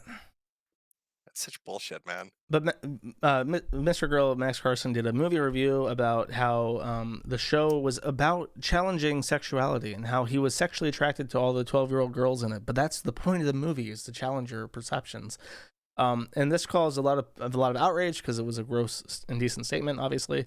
And then it caused him to have like this spiral where he was making videos like rapping about how he wants to fuck kids and shit. And he's like, haha, it's all satire. I'm just like a crazy dude. And I say wild things like Eminem did. And then he ends up on Destiny streams, and Destiny's like grooming this guy to be his fucking protege, which is why I will not talk to Destiny, because he's fucking gross. But his friend, Vito and Mr. Girl knew each other like a long time before this all happened. Vito, around the same time, is vaping Bella Delphine's bathwater, ends up on the Dick Show as a guest because of the bathwater shit, and he hits it off with Dick because they're both LA weirdos now. Then he gets invited on again and again, ends up becoming like a third co-host, and now they reboot The Biggest Problem in the Universe with Dick Masterson and Vito. Vito is repugnant. He is one of those people who has a personality that everyone fucking hates, and and he's a huge attention whore. He will show up if I'm talking to Nick Rekieta. He will be in that chat for 3 hours straight, just saying terrible things about me, trying to get me to even acknowledge that he's in chat. And everyone is just like, ban fucking Vito, kick Vito. And he has a verified check mark and shit because he has a big YouTube account from that one video he did years ago. And that's like his claim. That's what he likes to do. And then he goes on Twitter and says, I'm a pedophile and I don't touch kids. And so I'm, is that shit that Ross was in? Virtuous pedophile? Virtuous pedophile, yeah. He's like, as long as you don't touch kids or, do child porn or whatever, then it's okay. And Then he walks it back and shit, and it's just like, I know what you're fucking doing. It's bullshit that passes in the LA club, but the normal people, you know, who have intuition about this, it's like we see what you're doing, and it's not funny. And so Mr. Girl is okay. So that's Vito's relationship, but to Dick, I guess. But so Mr. Girl and Vito were friends then? They know each other? They're friends. They're still friends. No, but I mean they knew each other before. Like these are two guys that just. Okay, I didn't even know that. I thought I saw Mr. Girl pop up and suddenly started doing debates everywhere, but I didn't know. I guess who he was. Yeah, well, that's the origin. He did the Cuties review. Before then, he did weird videos about beating his girlfriend or whatever, and he says they're all like art or whatever. But I think Vito promotes Max because they're friends. They have some kind of weird nepotistic relationship that's hard to explain. But Vito got his gigs first, so he's tried to promote Max while he can. Do you think there's a third one that's even worse that nobody knows about? They're like, oh, this is our buddy, baby fucker 29. I mean, it's don't worry, it's irony. It's gonna be I mean, at this point, it's like it's either gonna be Dick or Destiny. They gotta get the fuck away from these people. And Dick is like swinging the other way now, where he's like actively like trying to get Keffels on and shit with his show and correcting people misgendering Keffels. And it's like, oh. Oh, well, the one that confuses me the most, I guess, would be Destiny, but that's less to do with, I guess, Vito and Mr. Girl, but more to do with like Fuentes. It's more to do with Destiny trying to be like a fucking intellectual. Like, look at this guy. He's really pushing the boundaries of free speech by talking about fucking kids. Isn't it interesting how angry people get when he talks about how he wants to have sex with children? It seems like he fucked himself though, because like from my understanding, like Destiny was friends with Sneeko, Destiny was friends with Mr. Girl and shit. But it seems like all of those people are getting like copies struck or fucking struck off their platforms and shit. And it feels like that's coming from Fuentes' camp. It feels to me like Fuentes is grooming Destiny to be like a replacement Jaden, and I don't think Destiny's aware that this is happening. I think that there's a lot of things that is coming from America First that will come out over time, and much more than just trying to groom Destiny. I think that because you know what's his face, Nick Fuentes' position is that crime is based and shit. I think that they're doing more than people know. I would agree with that. Yeah. You think so? Yeah, Think it's them? Yeah. I think AFers are up to some shit behind the scenes. Yeah. But nothing proof positive. I'd have to talk to Bake's handler. Get sidetracked on that. You have to file a Form 32J with Baked Alaska to get that handled by the proper OIG. I'll have to go through my contacts, yeah, and be like, "Hey, can I talk to this handler? I have some fucking questions I need to get answered. You know, because I glow in the dark too, right? So I should be able to speak to other glow in the darks." That's just because of the uranium rock. Yeah. That's my undercover costume. They never saw it coming. It's perfect. You walk into the room, they don't even think. Like, why else would he be glowing? He's got to be. Most people don't know this, but if you go into an FBI office or CIA, there's a black room at the entrance, and you're not let through the second set of doors unless you literally glow. So that's my way of getting in. They walk in and you're glowing, but he's like, that's weird. He's glowing, but he's not black. And he's like, well, he's Irish. And they're like, oh, that makes sense. Let him through. I mean, the guy's glowing and stuff, but I suddenly have a really bad stomach ache and my hair's falling out. Are we sure this is the right kind? I don't know what's going on over here. So I guess aside from the horrible, shitty people, has there ever been a thread on somebody? Was there ever a thread that made you laugh like every time that you went into it, where you're like, "This is the most ridiculous shit"? Yeah. Somebody that would literally put a smile on your face based on how dumb they are or the shit they would engage in. Oh, I'm gonna get shit for saying this, but Chantal. You don't know anything about her because she's a fat girl, but are these the fat feeder girls you like to cover? They're very silly, and the female locals, they're funny and they're harmless is the thing. They're not fucking kids. They're not like a danger to anybody. They're just like they're smoking weed and eating 4,000 calories of pizza and saying that they don't know why they're not losing weight. They can't understand it. It's like I'm looking at all the reasons. I understand why you're not losing weight. there's How popular is she? Doesn't she have like a sizable following on like huge. YouTube? She's dude. There is a fucking ecosystem. Chantal is the big whale shark floating around, getting up all the pizza money. But there's like a whole ecosystem of little feeder fish around her that are there just to poach her drama and stuff. It's like it's really become that big of a system around her? Dude, the channels that make fun of the fat girls that are like YouTube safe, you got like Charlie Gold, and then there's like the gay guy. They have like 200,000 followers. And it's just laughing at fat women eating pizza? Yeah, it's just a gay guy going like, girl, you do not fit into that. And like everyone claps and they run advertisements on it and they make a shit ton of fucking money. So is this like an offshoot of the mukbang shit? Yes. People are just, Yes. Is that when it became popular? Okay, so the mukbang, Amberlynn Reed is one of them, but she was OG drama. She's like tame now because she doesn't like being embarrassed, so she doesn't share anything embarrassing about herself. Chantal is utterly fucking shameless. She will say the most vile, repugnant, repulsive, like off-putting things imaginable every stream and just laugh about it. So people find her like really fascinating just because they, especially with like, you know, like really lowbrow people who like the Jerry Springer crowd, they feel better about themselves because like, holy shit, at least I'm not her. And that's like a huge part of her audience, both like her actual fans and people who follow this. But yeah, they're just silly and they're good fun and they say stupid things. And every so often a clip comes out that's like hysterical. So like, is she making like really good money off this? Is this She like ma- a career now for her? It makes like $20,000 a month just eating. Just being fat on YouTube and she's making 20K? Well, she does a whole lot more. She gets knocked around by Egyptian men now. But look, her life took a little bit of a tumble, an oopsie doodle. She started by eating some cheese on YouTube, and then she had cancer because when you're fat as a woman, the estrogen causes complications. It increases your risk for cervical cancer. And when you're that fat, they can't just remove the cancer. They usually do a total hysterectomy and remove all your sex organs or reproductive organs. So she had a total hysterectomy, and then, you know, she's depressed because she's hitting menopause all of a sudden due to medication, and she can't have kids, and that's like a hard thing to reconcile with. She must have like ballooned up even more then, right? Like Yeah, she started smoking weed because she was depressed, and weed makes you hungry, so she starts eating out every stream. She gets really fat and she gets really depressed, and then she ends up with trying to fill the void with like a dude, and she meets some Egyptian guy called Nader who's like a crackhead wife beater, and she gets addicted. She's fat as fuck, but she gets addicted to coke and is doing meth and shit. And it's just like, it's fascinating because she literally just started out going, hey guys, today I'm going to be trying some chicken poutine. And then 3 years later, she's crying like, Nadir punched me.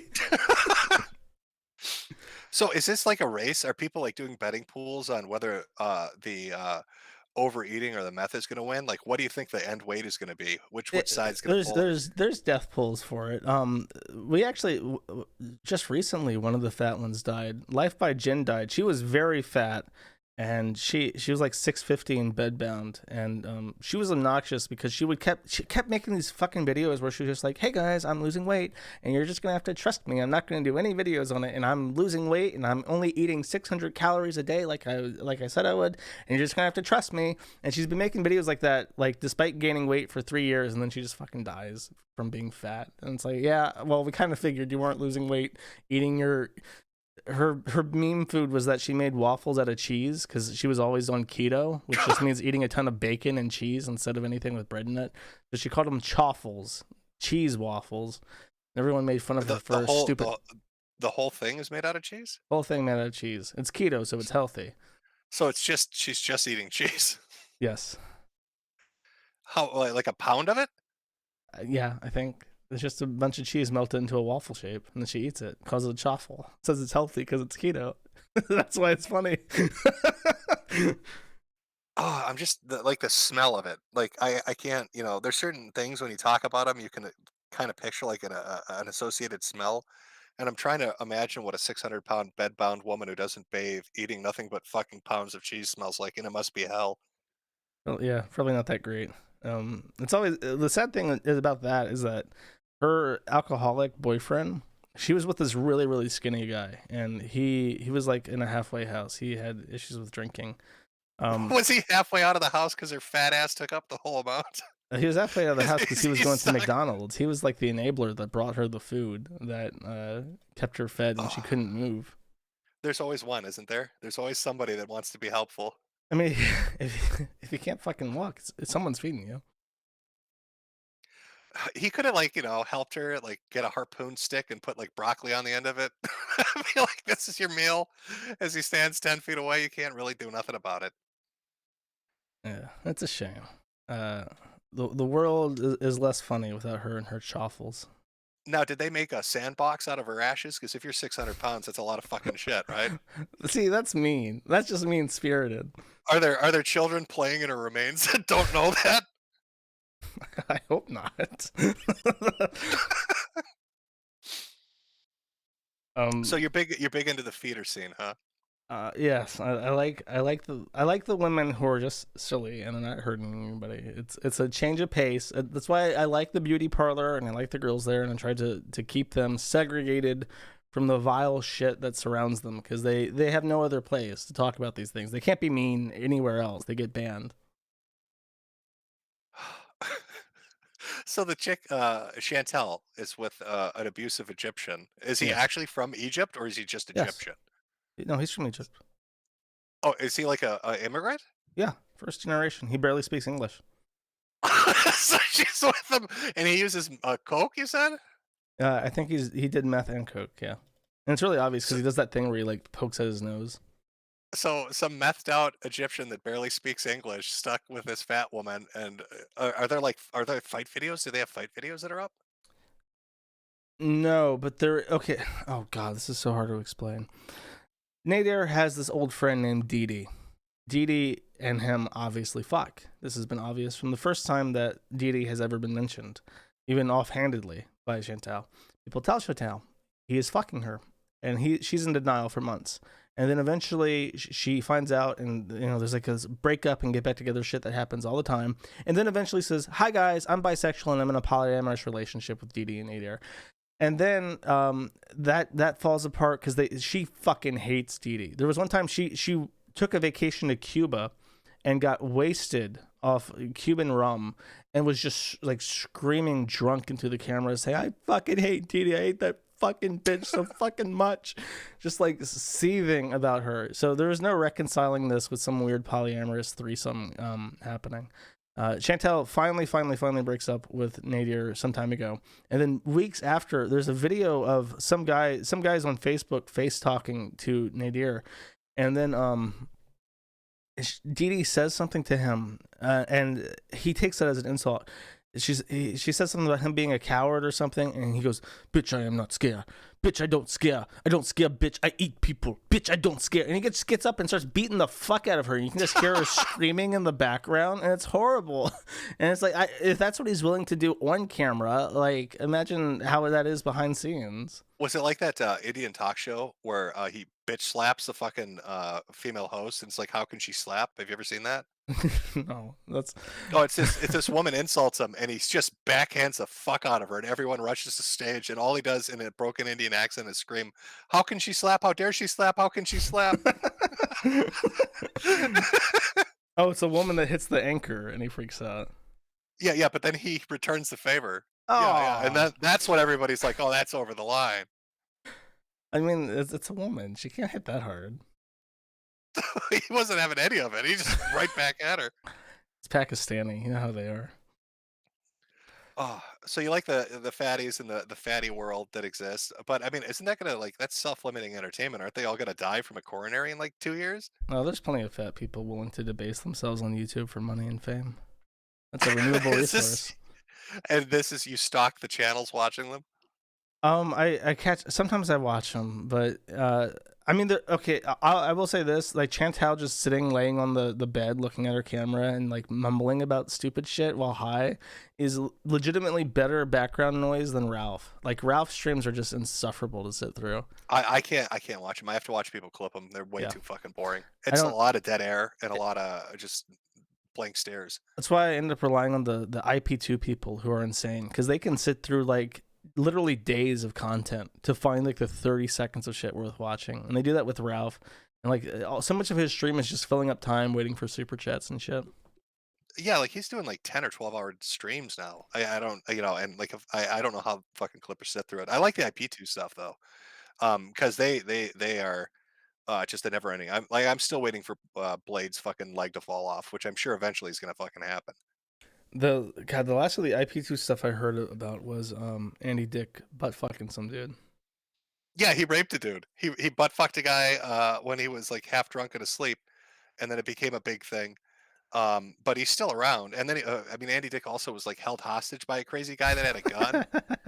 It's like all IP2 shit. And then Blade's out there with his leg rotting off, and you've got Attila, and I can't remember her fucking name, the crazy bitch that got pregnant and had a kid. Yeah, So, I know who you're referring to. That's Attila's girlfriend. Yeah, like they've had fight videos where like just screaming and beating the shit out of each other. Well, CPS took her kid, like right. See, this is my thing: is that these people like Chantal is like incidentally funny, and Ralph is like incidentally funny to like what they're doing. These people are only on stream because they know that their life is a train wreck, and people financially support them to continue to ruin their own life. And it's literally like bum fights. It feels kind of dirty to enable this ecosystem. Well, there was one guy that I don't even know if he's still around. I watched a little bit of it, Tommy or whatever. That was the one that Gucci's made fun of because he was like a mama's boy, so they kept making fun of him saying Tommy's mommy. But like there were like he would like do live streams in the desert where he'd take his broken car and just drive around in the middle of nowhere. I guess hoping it wouldn't like shit out on him. And then he'd get back home and his mother would yell at him for taking the car out. And I kind of wonder like what happened in that dude's life where like he can't do anything without his mother up his ass every second of the day. Oh, he didn't get a job and move out.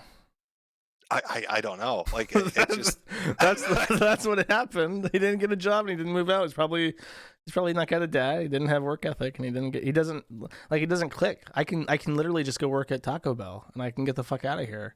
For some people that never clicks, I'll tell you this: if you're like a loser and you're listening to this stream, get a job. When I was 19, I worked.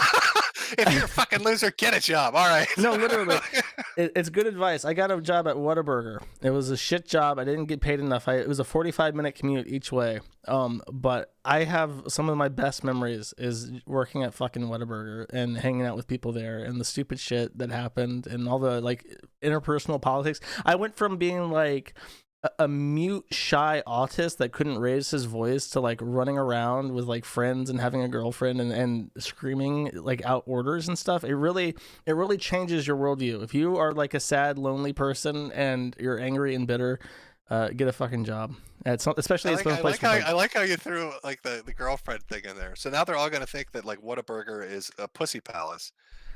Like if I get a job at Whataburger, I'm gonna get laid. I mean, clearly that only happens at Denny's. You should send it to the right restaurant. I mean, I was a teenager. That's where teenagers work. Why not? I guess if you're like 30, don't. It's already too late for you. Don't try to get a teenage girlfriend at Whataburger. Yeah, that's advice. If you're like 24, don't try to date like a 16-year-old that's working at Whataburger. It's a bit creepy. What happened to your job, Bob? Well, I tried to date the teenage fry cook, and they all threw me out of the fucking front door. I don't know why. Yeah. Anyways, if you're a teenager, it's not too late. You can unfuck your life. If you're over 30 and you have nothing, just don't try to hurt anybody on your way out. Is your advice find a bridge overpass? Is that what you're telling them? Not a bridge that's over traffic, though, because that'll hold up people going to work. Don't inconvenience the commuters. Oh, you're so thoughtful. Like those Japanese people. You know how rude that is? There's a reason why they fine their families for holding up the fucking train. People got to go to work. God, could you imagine? There's a knock on your door and your fucking kid or your husband or wife or whatever killed themselves, and it's a cop. It's not even the cop. It's the train authority that beats the cop. Tab. The cop's on the elevator coming up. I ran up the stairs. Here's your bill, bitch. Yeah, that disposal fee plus tip. Yeah, it's going to cost a lot. Oh, speaking of dead people in Japan, so this near thing I've heard people going back and forth on. So your contention is that the Japanese government releases a list, right, of any foreigner that dies in the country. I mean, that's confirmable, isn't it? Yes. Okay. Real quick. guy, emulator developer, Bu, also known as David Kirk Ginder, I want to say, which is very close to David Kirk Johnson, who many other people also may know. I think that's his name. Anyways, he is in Japan. He's an emulator developer. Has lots of money. Emails me one day and says, "Take down my thread, or I will accept $100,000 cash to do so, or I will kill myself." I tell him no.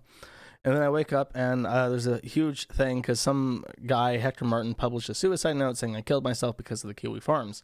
And he lived in Japan. And this was published as fact. And NBC News contacted his employer who lived in Hong Kong. And the guy had an urn with his name on it. And so NBC says this is confirmed true. There's no reason that this guy can lie. And he does have an urn, so it's true. And therefore, in the way that the circle of journalism and Wikipedia and shit. Wait a minute. Didn't this exact same thing happen with CRP? Didn't somebody send an urn with his fucking quote unquote ashes? No, that was Bu's urn with the coach's name photoshopped on it. Oh, was it? He really, yeah. Deep lore. I remember that because that did get circulated as being his urn. Okay, so yeah, urn fake or like true. Everyone accepts it as true. We're talking about it, and people are saying some genius comes out of nowhere and says, "I happen to know for a fact that the Department of State publishes a biannual report of all the deaths of American citizens living overseas for each country." So we think, okay, well, we'll wait 6 months. 6 months comes, and there was a suicide in Japan that month, but it was before the emails, so it wasn't Bu. And then after, there were no deaths of American citizens in Japan for that entire period. Another 6 months come by, and the narrative then is this is like a clerical error. It didn't get reported. They'll update it next report. Next report comes by, no deaths of any Americans for the entire calendar year after Bu said that he was going to kill himself. And they say, well, that's preposterous. Americans had to have died. There's no way that no Americans died in Japan for that entire period. It's just a paperwork thing. There is no fucking way, and anyone who's ever dealt with the Japanese will know this, there's no fucking way that the super anal, retentive paperwork monsters of Japan would fail to report the death of an American citizen to their counterparts in the Department of State. There's no way that that's going to happen. So as far as I'm concerned, he's not dead. The other thing is that they use an urn as proof that he was dead. And the urn went to his boss, like a coworker that did contracts with him, and not his common law spouse in Pennsylvania. And the other thing is that, if you don't know this, Hong Kong is a big city, and it's also south of a really, really, really big city called Shenzhen. Shenzhen is the one. Wait, actually a second. Wait. If he has a common law spouse, right? Mm-hmm. Wouldn't she have to report as being widowed if he was dead? Is she still reporting as being married? He was gay married to another non-binary, and I think that they had separated before he died. Oh, so okay. I don't know exactly what the details with that, but it did go to his coworker, and there was some excuse why the other person didn't receive any news about it. But Shenzhen is just north of Hong Kong. It's one of the biggest ports in China. It is a city the size of a warehouse, the size of a city. You can get anything that you want in Shenzhen. Not that urns are particularly hard to get anywhere. They're not like a regulated thing that you need a license to have an urn printed. But now I'm pretty sure that not only could you find like an urn and get it engraved with whatever the fuck you want in Shenzhen, I'm pretty sure you could probably find like real human cremains to put in the urn to make it look super authentic. So there's no fucking way that this guy is dead. He's laughing at me, and he got away with extorting me, basically. So, what is he doing then? Because wouldn't he have to lay low, not to draw any attention to him, and be, quote unquote, dead? He said that he had like a lot of money. He had like $100,000+ in savings. He's basically a genius when it comes to low level programming and assembly and shit. Like, he can just rebrand as somebody else. I'm pretty sure he probably already had an ID lined up way before the suicide, so that he could just start using that immediately. And by the way, nobody had any picture of him, and nobody had his name. His thread was just Bu or Near, the developer. We had no idea who he was. And then he published his own picture and his own name. He did not give any government ID to confirm that this was him and his picture, so that could be scrutinized, even though he promised that he would do so in his suicide emails. and then he just disappears. So as far as I know, that picture could be, this person does not exist.com. It could be a fake name, and he's just rebranded as some other shit and is doing something else and laughing at the drama. He could be Keffels. I really don't fucking know who he is. Do you think this is like a Vordrak Depop? Do you think he's he adopted the identity of a? Vordrak is not smart enough to backwards engineer the Nintendo 64 CPU. This is definitely a weird guy, like avant-garde. Maybe he's super committed, and you've just not been giving him the credit he deserves. That's possible. I would be very impressed if that was the case. I'll teach you, Josh. I'll show you. It's fucking learning shit you never thought. Yeah. So if it comes out like a month from now and somebody's like, "Oh, he's alive. This is him," what do you think that's going to do to Keffels and all their bullshit? Nothing. Because they'll just ignore it. They will say that this person was so traumatized by the Kiwi Farms, he faked his own death to get away from it. Yeah, anything to switch it up, right? Yep, and it will keep chugging along. That's an acceptable narrative. That's like fuse blown, pull the fuse out, plug a new one in, machine keeps turning. And didn't they also, wasn't one of the suicides they attributed to you guys, one that was at the hands of the trans community? Wasn't one of them driven crazy and lit herself on fire or something? So there are four that are attributed to us. There's Bew. There is Chance Carmichael, who also goes by 600 going on 700. He was a person who aspired to be the world's fattest person. He died of obesity-related complications. His family blamed us. Go figure. I don't know how that works. Were you sending him Oreos? How did that work? No, I don't think so. In fact, everyone liked Chance because he joined the forum and said, like, I'm a fat dude, I eat whatever the fuck I want, and I'm super happy, and you losers are just sitting here watching me.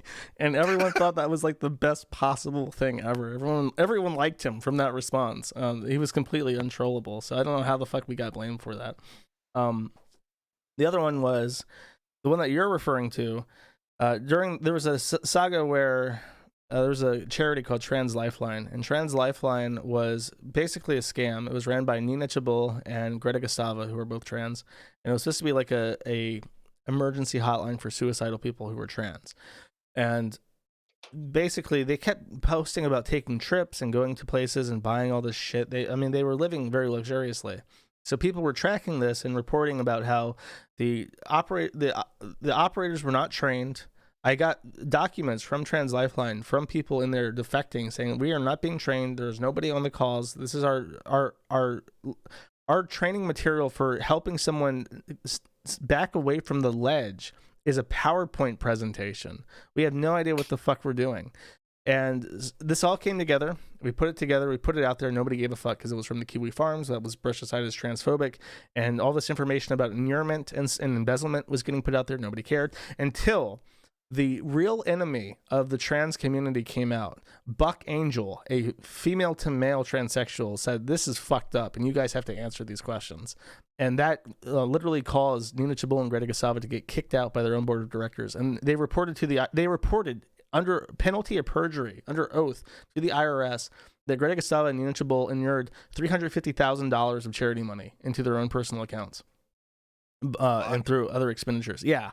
And we were all right. The Kiwi Farms is right. They changed everything up. I think people now actually answer the phones at Trans Lifeline. And it was only because a female to male who was not going to play, ball with their bullshit called them out on it using that information that happened. However, one person who was a frequent caller who did complain actually about how there was nobody who would answer the lines. And sometimes the operators would just get frustrated because they didn't know what to do and hang up on you if you were saying you were going to kill yourself. And they left a suicide note saying, I don't want to live in the world with Donald Trump as president and Kiwi Farms around. And that was their statement. Greta Gustava tried to push this and say that we were responsible for their deaths. And the widow, who was also trans, said, don't you fucking dare use my spouse's name as a weapon against the Kiwi Farms because you guys are more responsible. And Greta actually ignored that and kept trying to use them for weeks after the fact, to the point where the widow got blocked on the Trans Lifeline Twitter or Facebook page for continually calling them out for it. But that was the one that didn't they lit themselves on fire. No, that was Chloe Segal. Chloe Segal had severe problems. They were basically ostracized from the trans community because they did a GoFundMe for like their father's cancer or something, and they got like $35,000, and then they just lied about the whole thing, and they got a sex change operation with it. When this came out, it made a lot of people really angry. They wanted their money back and shit like that, and they basically had no friends. They were basically excommunicated by the trans community, and from what I understand, they brandished a machete at their roommates at some point, and their roommate said, "Why don't you commit yourself for 72 hours voluntarily?" Which Chloe did, and then when Chloe returned to the house, they had changed all the locks on the building, and left their shit outside. So Chloe was homeless for about 2 weeks. They put out more fundraisers asking for help because they were homeless.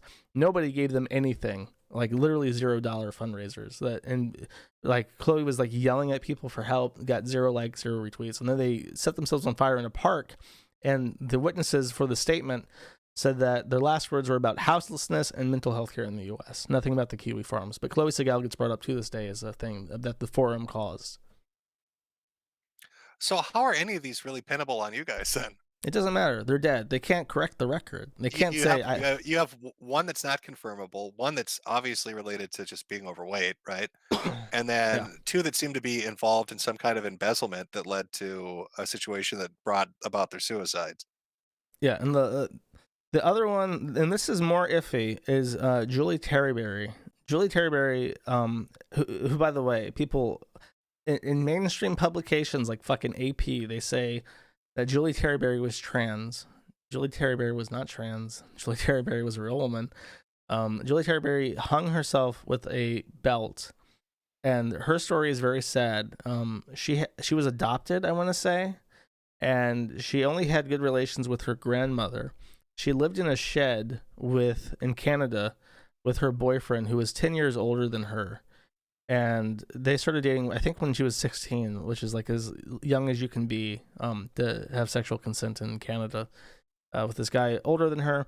And he puts her into porn and shit. He's putting her on Pornhub and like pimping her out as a cam girl to make money. And then, because she's in porn and she doesn't have anybody else, when he says that he wants to leave her or threatens to, she says, "If you leave me, I'll kill myself." And one day he left her and she killed herself. And he joined the forum and blamed us for it. How the fuck does that work? Because he felt guilty, so he tried to shift the blame on the forum, and it worked because more people are angry at me than him. Yeah, this isn't this is all pretty weak, man. You'd think that some journalists would be like, I don't know about this. Jesse Signal, the only one. Was that the one that did the podcast with a woman? I think I heard this on a Destiny stream where he was listening to it, where he talked about trying to track down the person that went outside of Keffel's apartment. Yes. Yeah, I listened to that. He seemed not to buy a lot of the shit either. Yeah, his like the most high profile journalist who's countering any of the signal, but it's like, I don't know how much it's going to help. It is interesting to see that there is some integrity out there in the journalism sphere. I don't even think Jesse. I don't know much about him. I think he's like left. I think his co-host is trans. Even please don't quote me on that because I don't know. I have no idea who either of them are. I heard his reporting when he was talking about I'm trying to track all this shit down, and saying that like Keffels has this history of being a shitty person, and a lot of this didn't add up, and it doesn't seem like it's related to kiwi farms at all. And the big thing he brought up is, why is Keffels going after kiwi farms about docs when the docs related to Keffels showed up on a secondary site first? Yeah, I mean the whole thing about how we're swatting them is just wrong, demonstrably wrong. There's no proof. I would not condone it. Nobody would condone it. People like. Nobody finds that funny. Nobody on the site finds that funny. Yeah, but again, what about that subsection you have called "Here's How We Swat People" that's only visible to members? How do you explain that, Josh? It's like nauseating to read the articles where it's like Kiwi Farms, a website synonymous with swatting. We're synonymous with swatting because you keep publishing these fucking articles lying about us. That's why we're synonymous with swatting. It's not because of anything. There's not a single fucking post that any of those motherfuckers can put into their article that back up what they say. They just say it and that becomes the truth as far as like the public is concerned. So do you think it's starting to peter out? you know, like with Keffels is like this figurehead or this mask or whatever. I seem to see that most people find them fucking obnoxious. Do you think it's starting to finally lose steam, or do you think they're still chugging along? It's number one. It's splintering. It's splintering, and I've noticed this firsthand. Is that a lot of people are unhappy with the fact that you do have a broad rainbow coalition of people of all walks of life who are trying to take down the site because they find it offensive for various reasons. But who is the person who makes the money? Who is the person who gets the clout? Who's the person who takes credit every time it happens? Keffels. Ironically, you have a coalition of people who are women, female to male to female, black, Jewish, all over the board, and it's the fat white Italian dude who's sitting around getting all the fucking money for it. So a lot of people are offended on that regard, is that like you have people who have literally tried to take down the site for years who have actually accomplished something, while Keffels has done literally nothing besides taking credit for it. And they, I mean, that's like a natural human instinct. You don't want to feel like you've been swindled, that your effort was worth nothing because someone else just stole it from you. So that's a natural fragment in the movement. It's petering out because there's only so much you can do. The site, the actual scenario, the situation that we're in is that the site is not illegal. My companies are in the U.S. My bank accounts are in the U.S. My servers are in the U.S. If the site was illegal, the federal government can march into my data center and take my shit anytime they want. In fact, they've already marched into my data center. So I know that they're around. I know that they're paying attention, and I know that if there was something that they can indict me with, they probably would have already done it. And now they are going down the list and they're trying to figure out who can I like annoy into taking something down that the site actually needs to stay up. And they're running out of options. The site has found, like, right now on the front end of the Kiwi Farms, there is five or six different servers on 5 or 6 different hosts. And I've put them up, and that's how, if you access the site, you access them through them. And it's very easy. If you just type in NS lookup, you get a list of IPs. You put one of those IPs into a Whois database, and you will see who owns it. And you can send them an email if you want to. And so far, to my surprise, I bought 6 because I thought that all of them would drop in an hour. I have like Shinjaru, which is based out of Malaysia. I have Alex Host, which is based out of Moldova. I have Visas, which is based out of Ukraine. I have one in the Netherlands and one out of the U.S. And they've all stayed up so far. And I'm keeping. I know that anything I put on .net will get the most shit. So I haven't put .net live yet. I'm kind of like testing it and fine tuning my setup to make sure it's ready. But I'll be interested to see what happens with that. The main issue is simply the application level filtering. I need to figure out a good way to do DDoS filtering for just like regular attacks on the network. And I need to get my network fortified. So I think once that happens, once I'm more happy with my router setup, then I'll move. Sure. I'll put it back on .net and see what happens with the proxies and stuff.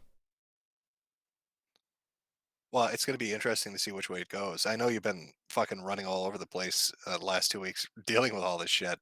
I mean, and it's been weird to watch.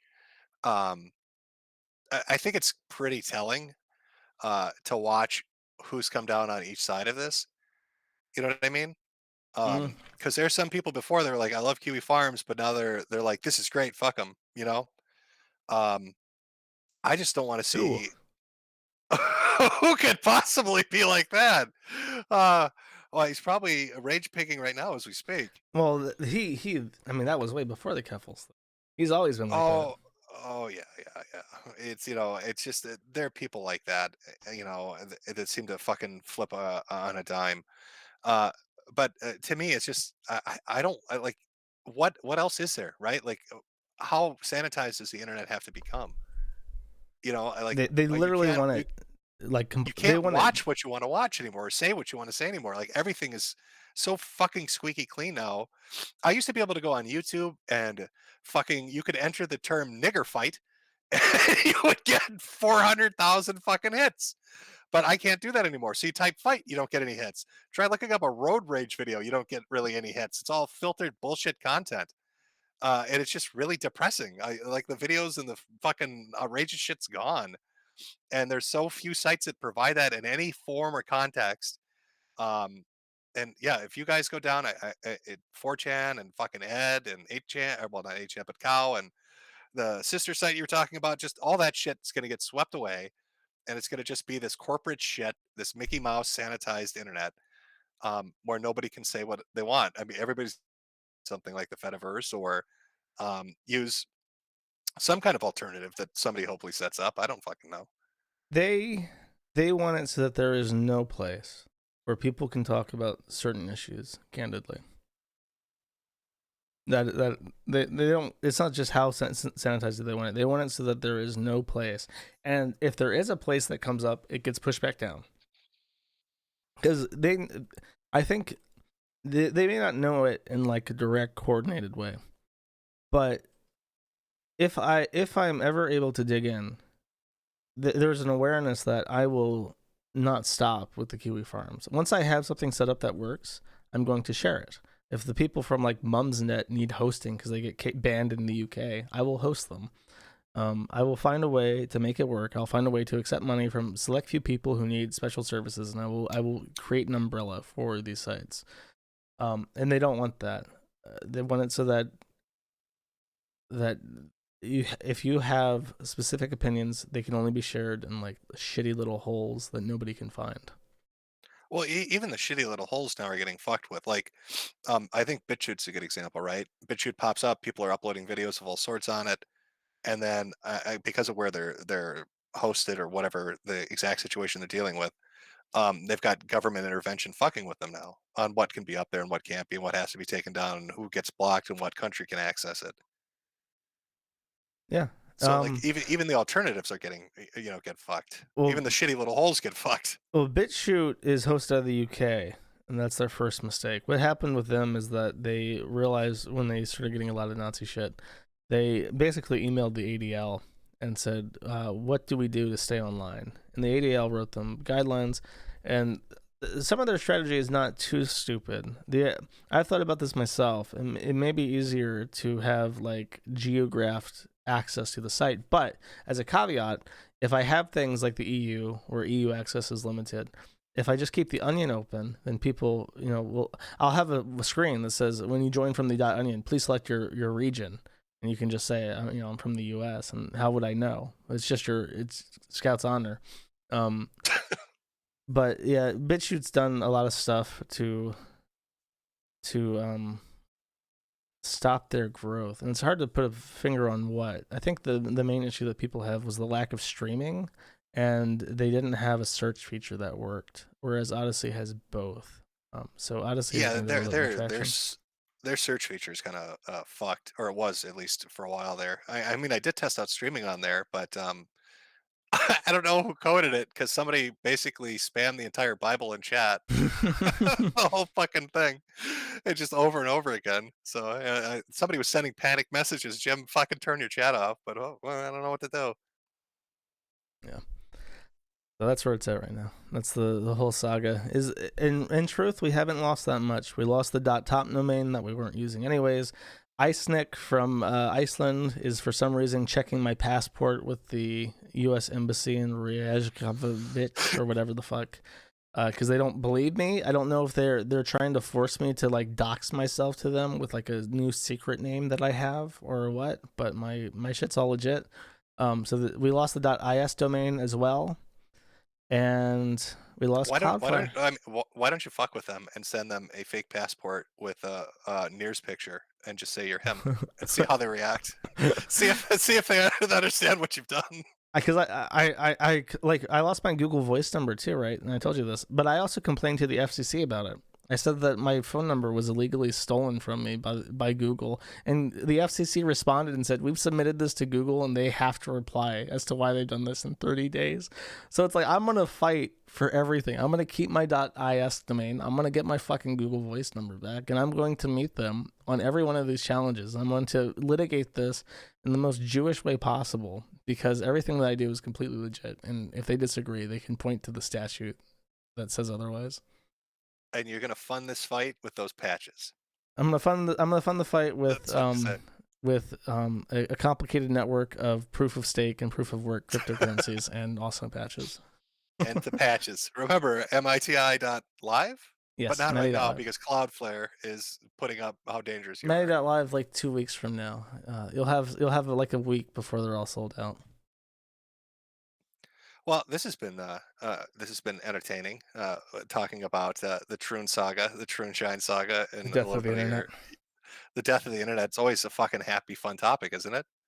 Yeah, if you find a way to laugh about it, it's still funny. it is.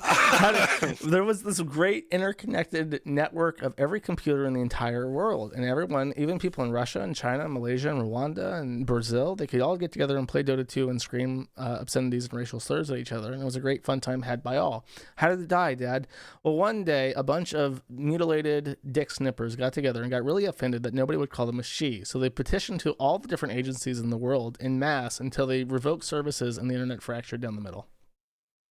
And now it's gone forever. Now it's gone forever. Now we communicate by shortwave radio again. Yep, and we have to buy porn at the gas station in magazine form. It's really a fucking dark time, son.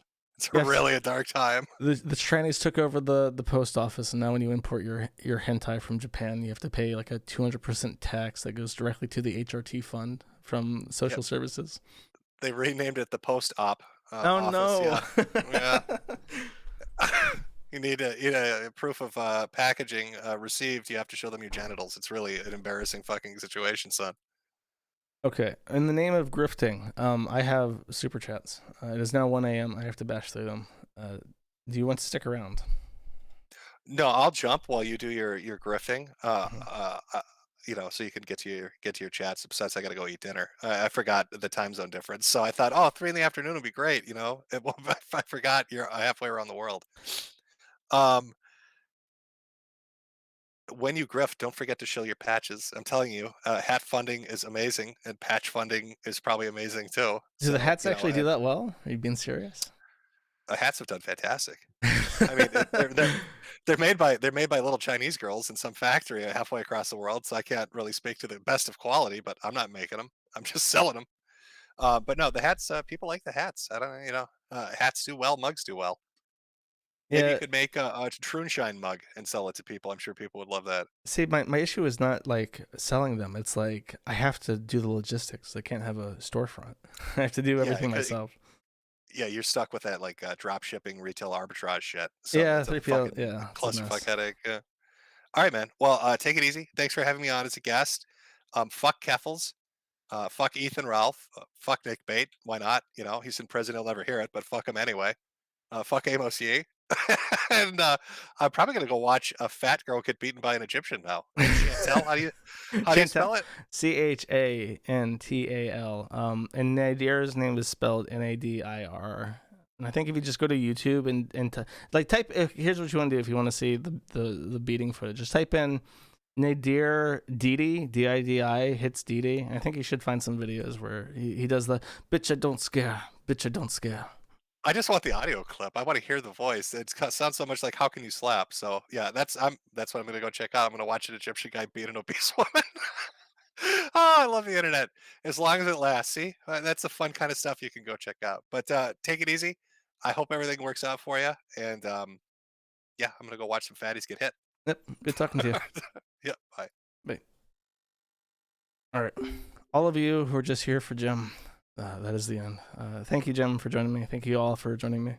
I'm now going to honor my blood tithe to the merchants who have tipped during the stream. I apologize if any of them are directed to Jim. He did not want to stick around for him, so yeah, you'll just have to deal with me instead. All right, let me actually. For this, I put my screen into grift mode. This is what grift mode looks like, and I will try to knock through these as quickly as possible so that I can sleep as quickly as possible.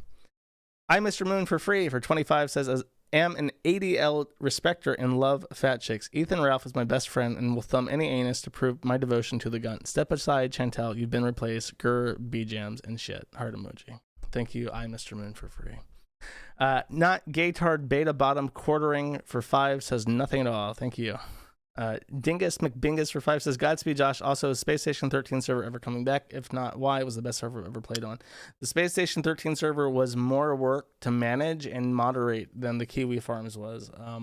It's a special kind of autism I don't have the time or energy or money to dedicate to. I apologize. It was a great time while it lasted, though. I have fond memories of Space Station 13, and it was the best server that was around.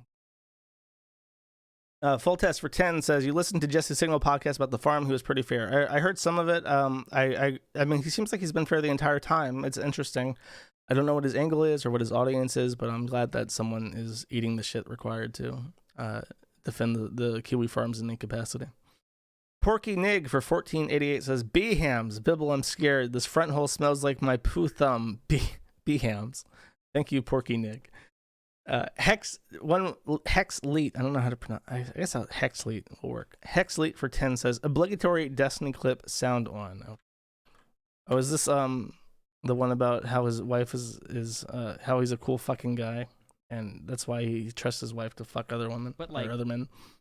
I'm in a poly relationship. Yeah, that's the reason why I'm in a poly relationship is because I don't give a fuck if my girlfriend goes and fucks another guy, because I know she's coming back to me at the end of the night. Because we love each other. Because I'm a cool fucking person. I know that.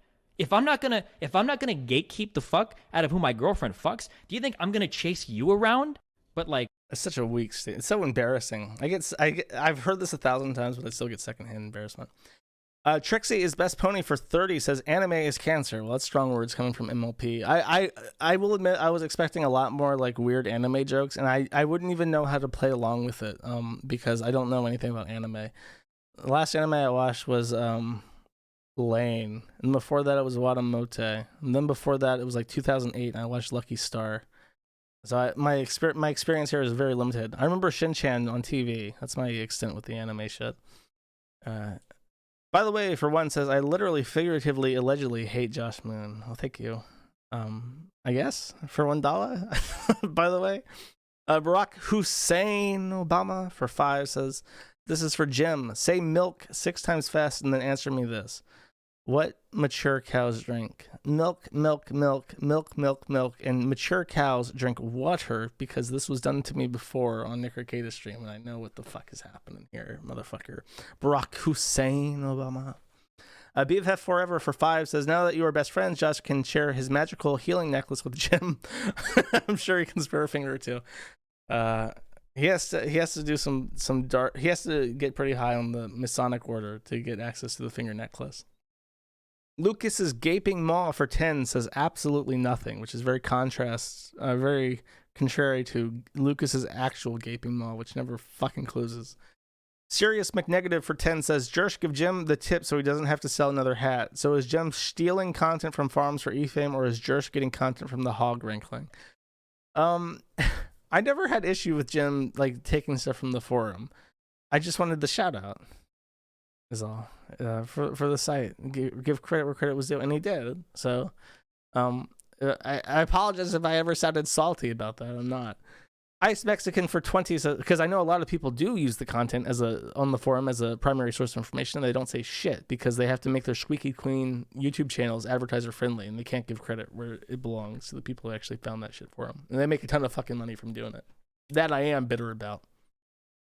Ice Mexican for 20 says, gentlemen, the people want to know ass or titties, and an unrelated question, hot dog or hamburgers. I like hamburgers way more than hot dogs. And I like both in a balance. You can't have like some super bottom heavy girl with like no boobs, or like all boobs and no butt. It has to be like a proper hip to waist ratio. Ruggy for 5 says, Shrinkshide comes in a little glass vial, a little glass vial, a little glass vial, and the little glass vial goes into the gun like a battery, and the Zydrate gun goes somewhere against your anatomy. I do know that song.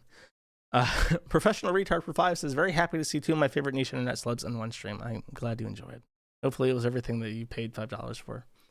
Anonymous for 35 says, it's always good to see my favorite people brought together, even when it's about, or even if it's because of some attention whoring catboy ranchers. Hashtag he will not bite us. Hashtag you will never be a woman.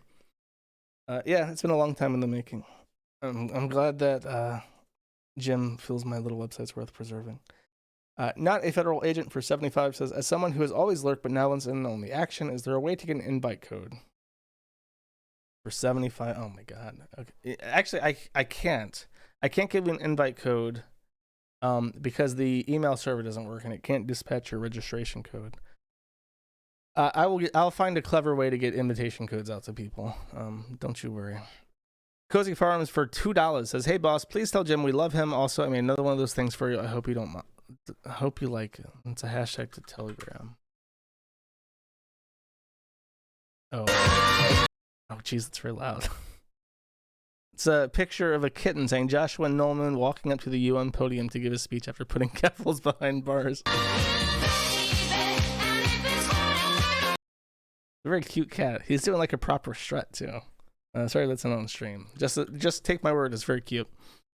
Sips for 5 says, "I appreciate your commitment to internet, lowercase I internet freedom. Good to see you streaming with Jim. Can't believe how fucking corpo the lowercase I internet has become this last decade. Very centralized, very corpo, very depressing. If, like I said, if people had a way to give money to each other that the payment gateways, the very centralized non-government agencies that they are, could not regulate, you would see a boon of creativity and freedom that you would not think is possible today." Internet Friend for 5 says, "Hey Josh and Jim, sorry that your internet son Ralph cannot be corn sacrifice aborted due to the last Supreme Court ruling. Maybe his new waifu Queen Kafal's Shrinshine will serve him better." Ralph tuning out would be the next big funny thing that he could do. That would be fucking hysterical. I co-sign that. Though then again, I don't know. It's nice to have someone who's not a tranny to laugh at. Because right now they're hogging up all the fame, depriving the honest, hardworking locals like Ethan and Ralph of their attention. Trapo for 5 says, "Real name Joshua Kuhn. Also, thanks for keeping the tranny hate site up." You're welcome, Trapo. I'm glad you're enjoying. So it is up. It is kind of jank right now. I'll fix those issues eventually. Don't you worry. Don't you worry. I'll figure it out. The Hanch for 70 says, "Jersh, my girlfriend and I are going to California for a couple days. How do I remain base and uncorrupted in the modern Sodom and Gomorrah? You can't. Every second that you spend in California, it drains you, based and red-pilled." I don't know. Maybe blast, kill all the gays. You can't bump this at a red light. That'd work. You'd probably get arrested though in California for hate crimes. The Hatch again for 50 says, "The Justice League versus the Legion of Troon." Legion of Troon. We called the old one, the Vordrack one, the Legion of Doom. Yeah. I'm very thankful for my friends, my internet friends that are helping me out through this. Not Gaytard Beta Bottom Quartering for 5 says, "Nothing again." Thank you, Not Gaytard Beta Bottom Quartering. Polyfrog for 5 says, "Josh, I'm pretty sure Keffels fled Canada because the cops found CP on their computer. Ireland is a safe haven for troons and they don't extradite to Canada or the UK. That's why Keffels fled there." That would be, I mean, that's an interesting theory. I've heard it before. If Keffels got arrested for something on his hard drive if and when he gets back to Canada, that would be funny. I think that is the funniest possible outcome ever. Like in the world of all possibilities, Keffels having something on his computer that actually got him arrested would be hysterical. I would never stop laughing.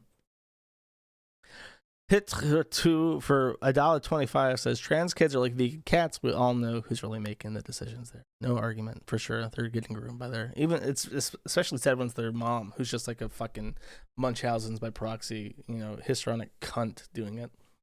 Anime for 5 says, "This is like when Sasuke and Naruto fought Kaguya, except Sasuke is a dying boomer, Naruto is a fat homo, and Kaguya is a guy in a dress." Yeah, I agree. And what's funny is I bet you I pronounced all those names right, and people are going to get really sussy baka about that shit. Dandy for 5 says, "Hi, did you see Richard Jordan was streaming earlier while wearing a wig? Pretty sure Lucas Roberts has turned wings over to the Troon side." No, Jordan, don't do it. You got so much to live for, I think. Don't churn out. We've got too many already. Icewall Oakham for 25 says, "Just want you both to read my username out loud. Thanks, fam, for real, no cap. On God, this stream slaps." Thank you. Sorry that Jim can't do it, but thank you, Icewall Oakham. Oh, I see. Oh, very clever. Hit her 2 for $1.25 says, "On the topic of via ham radios, AX25 is exactly that. Can't go faster than 9600 BPS though, so Kiwi Farms would have to become text-only BBS." Huh. That's fascinating. 9600 bits per second. So 8 kilobytes? That's not much. Good luck with that's slower than dial-up, buddy. That's a bit fucked. Anonymous for 25 says, wow, my two favorite streamers together truly didn't have that on my 2020 bingo card. I'm glad you're still putting up the fight and making people see. Hey, Gunt and Lucas, you guys are both neighbors. I'm not feeling that risky. I think I've said it before. I don't know. I don't like to say it from super chats. Yeah, I have to.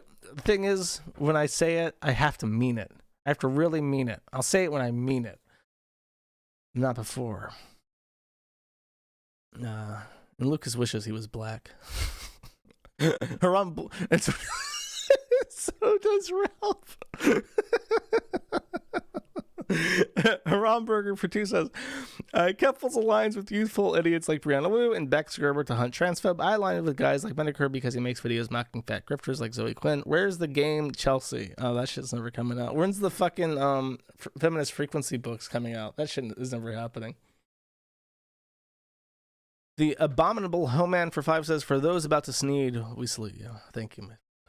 Anonymous for 5 says, hey, Josh, remember when Josh went on Ethan Ralph's stream and said, Jim basically hates you, LOL. I still don't know what Jim's opinions of me are. I didn't really ask. He could hate me. Who knows? A lot of people hate me. Anonymous for 50 says, take my money and keep up the good work exposing those tranny predators. Thank you very much, Anonymous, for $50. King Cobra J, that's like one of my servers that are a monthly server bill, in case you're wondering. King Cobra JFS for 3 says, can you take the shekel without eating the goy slop? Also, what are your thoughts on Urbit? URBIT. I've heard that before. It's like a decentralized server thing. I have not looked into it. I've heard of it before, though. I mean, decentralized anything is worth exploring and promoting. Though from what I understand, it's just like decentralized computing power, so I don't know how that works in terms of like an internet service. TF for 5 says, you're the only 2 retards I would trust with 2. Sorry, I am swallowing air at this point. TF for 5 says, you're the only 2 retards I would trust to retard proof the lowercase I internet. Thanks for a great show, guys. Appreciate them. Trying my best to retard proof it, I guess. I'm kind of like doing the opposite. I'm like retard exacerbating the internet. It or 2 for $1.25 says, archive everything so that when the internet, the proper case I internet becomes splinternet, you'll have a lifetime. Splinternet is such a good term to coin. The splinternet. I like that. That's good shit. You'll still have a lifetime's worth of entertaining shit. Yes, there are people who are like becoming like proper schizos in terms of like archiving terabytes of shit now, like entire channels and stuff. Terry A. Davis for 5 says, the routers went wrong when you made them for neighbors. That's when it went wrong. It's like how many people are like, ugh, it's a command line. Fuck you, man. White people don't mind it, okay? I am a neighbor when it comes to shit like this. I need a UI. Just give me a fucking thing to drag and drop with. The love of God, don't make me type out everything, especially in networking. It's such a mess. I need to see the topology. It helps a lot. Spasticus Autisticus, for 1, says, Kiwi Farms.Kiwi takes you to the DIY HRT site. You need to buy Farms.Kiwi. Farms.Kiwi was never available. .Kiwi is owned by a registrar in New Zealand. We would lose it instantly if we had it. They bought up a lot of ones, but they bought up shit like KiwiFarms.de, KiwiFarms.fr, KiwiFarms.co.uk. Like, I would never put anything in those countries to begin with. You gotta buy shit like KiwiFarms. African Republic or some shit. A humble farmer for 5 says nothing. Thank you, friend. Kiwi Cow for 5 says, how long before Patch Designer gets doxxed and hunted by troons? Probably never, because he's doing it for crypto and shipping it anonymously. Glep for 2 says, my fave internet daddies enjoy this pick. Oh, dude. Aw. Well, I like this. This wasn't what I was expecting at all. I'll throw this up. I'll put this up on the fridge. Look, this is fine, I say. I'm getting glared at by a troon with a pigeon on his head. My pizza is down there getting eaten by kiwis. I have a box of silver coins. This is, my computer has hamsters in it. This is all very accurate to life. And then there's Jim back there. He's holding on to dear life to an IV line. And there's Ralph. And then there's Piss Bear. How wholesome. Truly, we are the Library of Alexandria in terms of art and creativity. Ludwig for 20 says, hey, Jim and Jersh, big fan. Made a slobber VTuber model in Bloodborne Oh, look, this is Ludwig World Order. I didn't know you made the VTuber model. And the Perry Caravelovic. Big ups and sorry for annoying you that one time. Yeah. Well, this guy posted something and talked to staff that made me really indignant, and I snapped at him. And he was like, "Oh, I'm the guy that did the Ludwig video that you said was your favorite Dark Side Phil video," and I felt kind of bad that I was such an asshole to him. Thank you for the 20 though, and sorry. Hits over to for $1.25 says, "I think we should go a little easier on Ralph. Laughter is the best medicine. He's been trying his hardest this year to be his soul, keep his soul remaining daddy alive." It's true. Jim. I mean, hopefully he has more to wake up for than to laugh at Ethan and Ralph, but I'm sure that helps. It's one of those things that I look forward to. I'm like, I wonder what Ralph has fucked up this week. Nick Akado's Butthole for 15 says, "Loving the stream, my 2 internet daddies in one place. Ooh, but no, seriously, I have nothing but respect for you, Josh, for going to the ends of there so we can shit posts about gross weirdos." I have received many emails of support like this from many people throughout the last few weeks. So many that I can't reply to them. So if you sent me something and I didn't reply, I apologize. But I literally get so many emails now that I can't keep up. I'm like Yandere Dev. But I do appreciate all the kind sentiments and encouraging words that have been sent. Icole for $20 says, "Josh, your favorite piss bear priest sends you $20 in Russian value, so I can suggest to have true and honest fan badge so Kiwi Farms will seethe and I will be able to smug post more. Take care, man." I can't mix the money between my streams and my Kiwi Farms. I apologize. Learn how to do crypto. You're in Russia. You should know how to do crypto by now. You got fucking sanctioned by the entire world. Figure out crypto. It's not banned yet, unless you're like in government. In which case, find me a server that I can host on. Neil Holstein for 10 says, "This is like when Yang Winley and Reinhard von Mussel from The Legend of the Galactic Heroes met. Soy face." I have also, not only am I not like into anime, I don't know anything about Marvel movies. And I'm very thankful for this. I'm glad that you have soy faced over this wonderful stream, though. Metokur Fimbot for 5 says, "Can we agree that Keffel's lore is a little too close to Rico to be a coincidence?" Is that a anime? I searched Rico Mortal Kombat wiki. Rico is a character in Mortal Kombat. He made his debut in Mortal Kombat 4. This guy looks like a man. Did this guy's dick get cut off? I'm gonna search for castration. He's not castrated, so I can only imagine how close their arcs actually are. I apologize. Maybe Jim would know more. Anonymous for 2 says, "Josh, do I need crypto to buy the patch merch?" No, you do not. Hopefully. Knock on wood. Anonymous for 10 says, "It's disgusting how many things go unnoticed on Twitter whenever lolly trends these freaks show up and promote. They CP torture grape fantasies, like the Sugar Sucka page with sick drawings." And I know people get mad at me for this, but the lolicon is a thing imbibed by pedophiles, and it took me a while to come to grips with that, but it's true. And if you're, like, I understand the libertarian approach, but they're trouble. They're trouble. Anonymous for 5 says, "How much for you two to sing a Just an RPG song as outro?" Much more than $5. I have a song picked out actually. It's another hit by MC Jarbo that came out today. Large Child for 2 says, "I'm gonna burn the stream on DVDs and place them around my city. Also, when is the Impossible Whopper Gumroad video happening?" I don't know. This week, I guess. I'll get around to it. I did promise that. Spasticus Autistic, and good luck with your DVD burning. Don't get arrested for hate speech. Spasticus Autisticus for 5 says, "Have a look at this article and the short video on it," and then a link to BBC Pigeon. So I'm assuming that this is going to be some gobbledygook.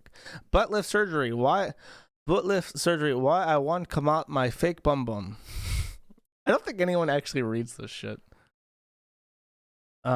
One blogger from Norway and TV peasant Sophie Elise, day 20 years old when she decides she want big bum bum. Sophie described herself as woman weigh 10 and small, but she been just want do small lift that area of her body. Influencers everywhere, and everywhere is spelled EVRIWIA, everywhere. From her Instagram, Bende promote places and doctors when they bum bum enlargement and BBL. Brazilian butt love. Okay, here. I'll listen to this for like 30 seconds. Men, they too they follow Bombo. Eh? You don't do Bombo, and so they go they follow you like say wetin happen. Who don't know me before say I no get sheep? If I can't hide that before because say I no do na shame na go still cost me say I do. Nigeria. 600 million of those people walking around, you know that? Anonymous for 10 says, what do you think of Lucas's appearance on H3H3? I didn't watch it. I don't pay any attention to him or what he has to say. True facts, like when I say I don't pay attention to somebody, I really don't. I don't give a fuck. I deal with what happens and I don't pay attention to what people are saying. Ropana for 11. Hi Josh, I really enjoyed your collab with Jim this weekend. I hope that .net comes back up soon. Thank you for your hard work behind the scenes. Long live the forums and have a great weekend. Republic of Korea flag. Thank you, Ropana. I'm glad you enjoyed the stream. I'm glad it lived up to people's expectations. Polyfrog for 10 says, Josh, can you end the stream with this Troon song? Is this the one that I'm thinking of? No, this is like an anime thing. Oh, this is Ginger Male Market Failure by Amy. That's a really good song. Ginger Male Market Failure by Amy. That's a trans song that's pretty funny. I'll play like 6 seconds of it.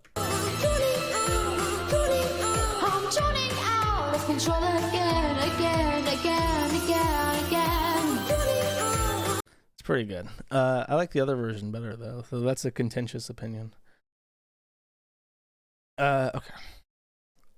Shawas for 10 says, God bless y'all. Thank you, Shawas. Senior Lobo for 5 says, hello, Mr. Knoll. Who is Ethan Klein's wife, and does she care about Palestinian children?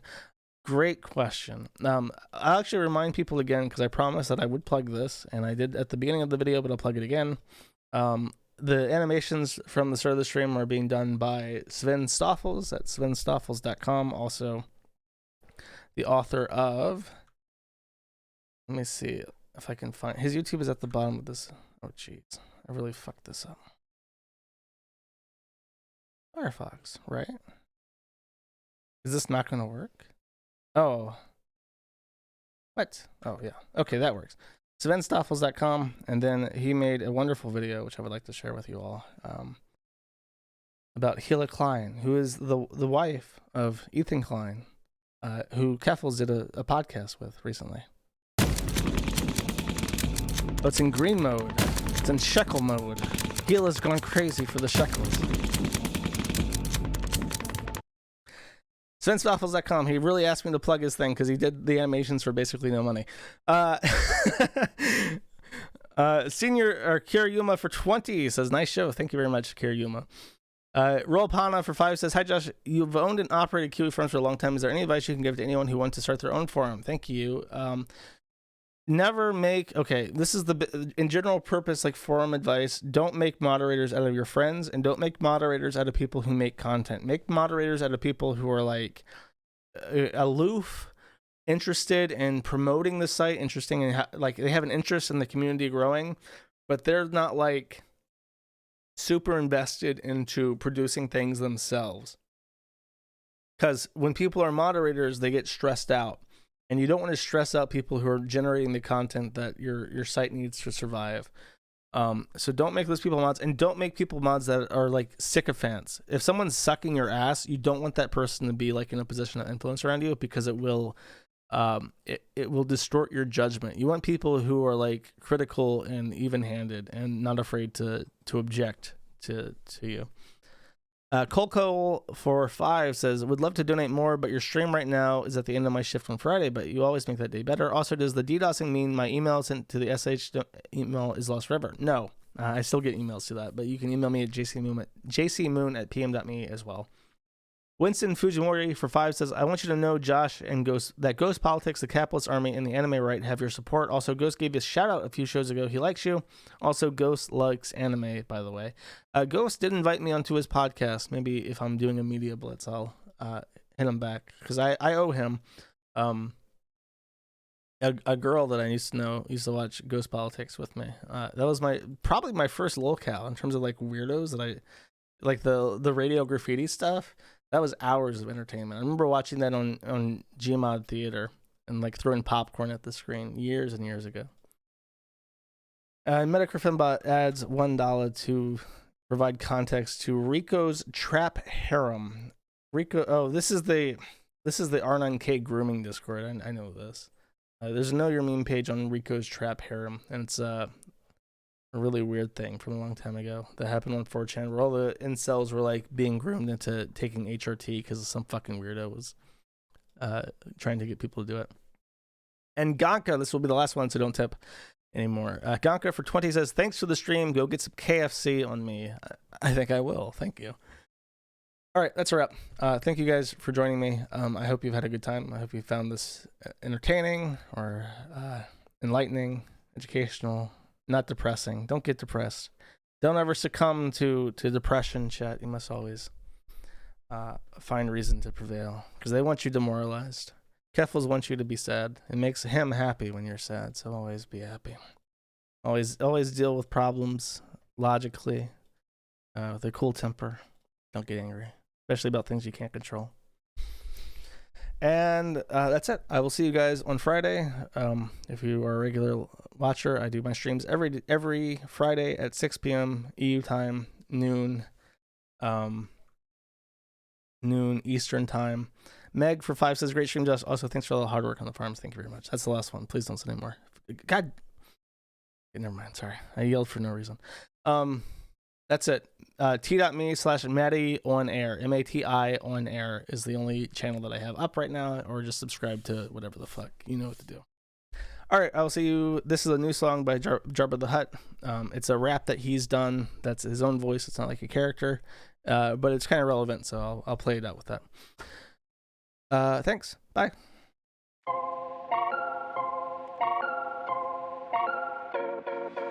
Is about as treacherous as Dennis the Menaces. How we let these fucking peasants go and peddle their fetishes on our little kids. If we manage to settle this, it won't be on no internet where they ban us and banish us. The truth ministers decide when you get to speak and who listens. And if you don't go to their beat, buddy, then you finished, vanished, flipping them digits. I do my due diligence, but I need 22 minutes just to get my true feelings to the pencil and the pad. During any invasion, our ancestors attacked. How the fuck is it all we can do is sit there and clap and watch these motherfuckers that's feeding our kids all this crap, fixing to fix up a mix of HRT in the bath? How the fuck you defending what's patently an attack? Tricking them, picking at children till the victim is had. You think 10 or 11-year-olds even know how to act? Packaging up a tragic act and you're passing it back. RIP to anyone who couldn't handle the flack. And all the stalking and doxing, man, you bitches is whack. But if you swatting, then you need a fucking shiv in your back. But let's not try to act like that's only where it's at, and that's your only motive, and you got no reason to blank. Call on the internet. So let me be frank, denial of service is denial of the pictures attached. I got a right to have views, I have a right to defend. It's my right to defend against bitch ass niggas. Draw a line in the sand and bring life to the pen, cause we gon' fight to the end with you bitch ass niggas. And if you tell us you're not allowed to get in, then you can ban us again like some bitch ass niggas. Cause when I pray I look around me for strength, but nowadays I see nothing but bitch ass niggas. A nemesis you don't really wanna go head to head against. Going out of my mind, been a while up on my medicine. You stand for trans rights, do it with etiquette. You invented some lies, and I don't make you no Edison. And don't underestimate the love of a dad when you're in bed. Post up and he's there holding your hand. You got your ass Botox. Open the trench, you got yourself a post box. Now the mail can fit in. I'm the dad trying to keep his kids away from the sin. You in my shop and you didn't use a lot to get in. Go and suck a cock. You and your journalist friends just trying to get this wick lit and make it burn at both ends. Respect should be earned, it ain't just to be given. You don't respect my work, I don't respect you as women. And I ain't mad at you, no, but with the attitude rude, why should I pick a pronoun that matches you, dude? And the devil's one looks like careful's one. I drop kick that motherfucker in my Air Force One. That ain't no way to be treating a woman careful, son. I'm looking around this bitch like, yo, show me where there's one. We're talking severed appendages, mystic percentages that you can't even mention. It's like the shit is contagious. And I'm sorry you don't see it, but the dude's an embarrassment, and his destiny is just to get sued for damages. I got a right to have views, I have a right to defend. It's my right to defend against bitch ass niggas. Draw a line in the sand and bring life to the pen, cause we gon' fight to the end with you bitch ass niggas. And if you tell us we're not allowed to get in, then you can ban us again like some bitch ass niggas. Cause when I pray I look around me for strength, but nowadays I see nothing but bitch ass niggas. I got a right to have views, I have a right to defend. It's my right to defend against bitch ass niggas. Draw a line in the sand and bring life to the pen, cause we gon' fight to the end with you bitch ass niggas. And if you tell us we're not allowed to get in, then you can ban us again like some bitch ass niggas. Cause when I pray I look around me for strength, but nowadays I see nothing but bitch ass niggas. Nothing but but fucking bitches. Take back what's yours.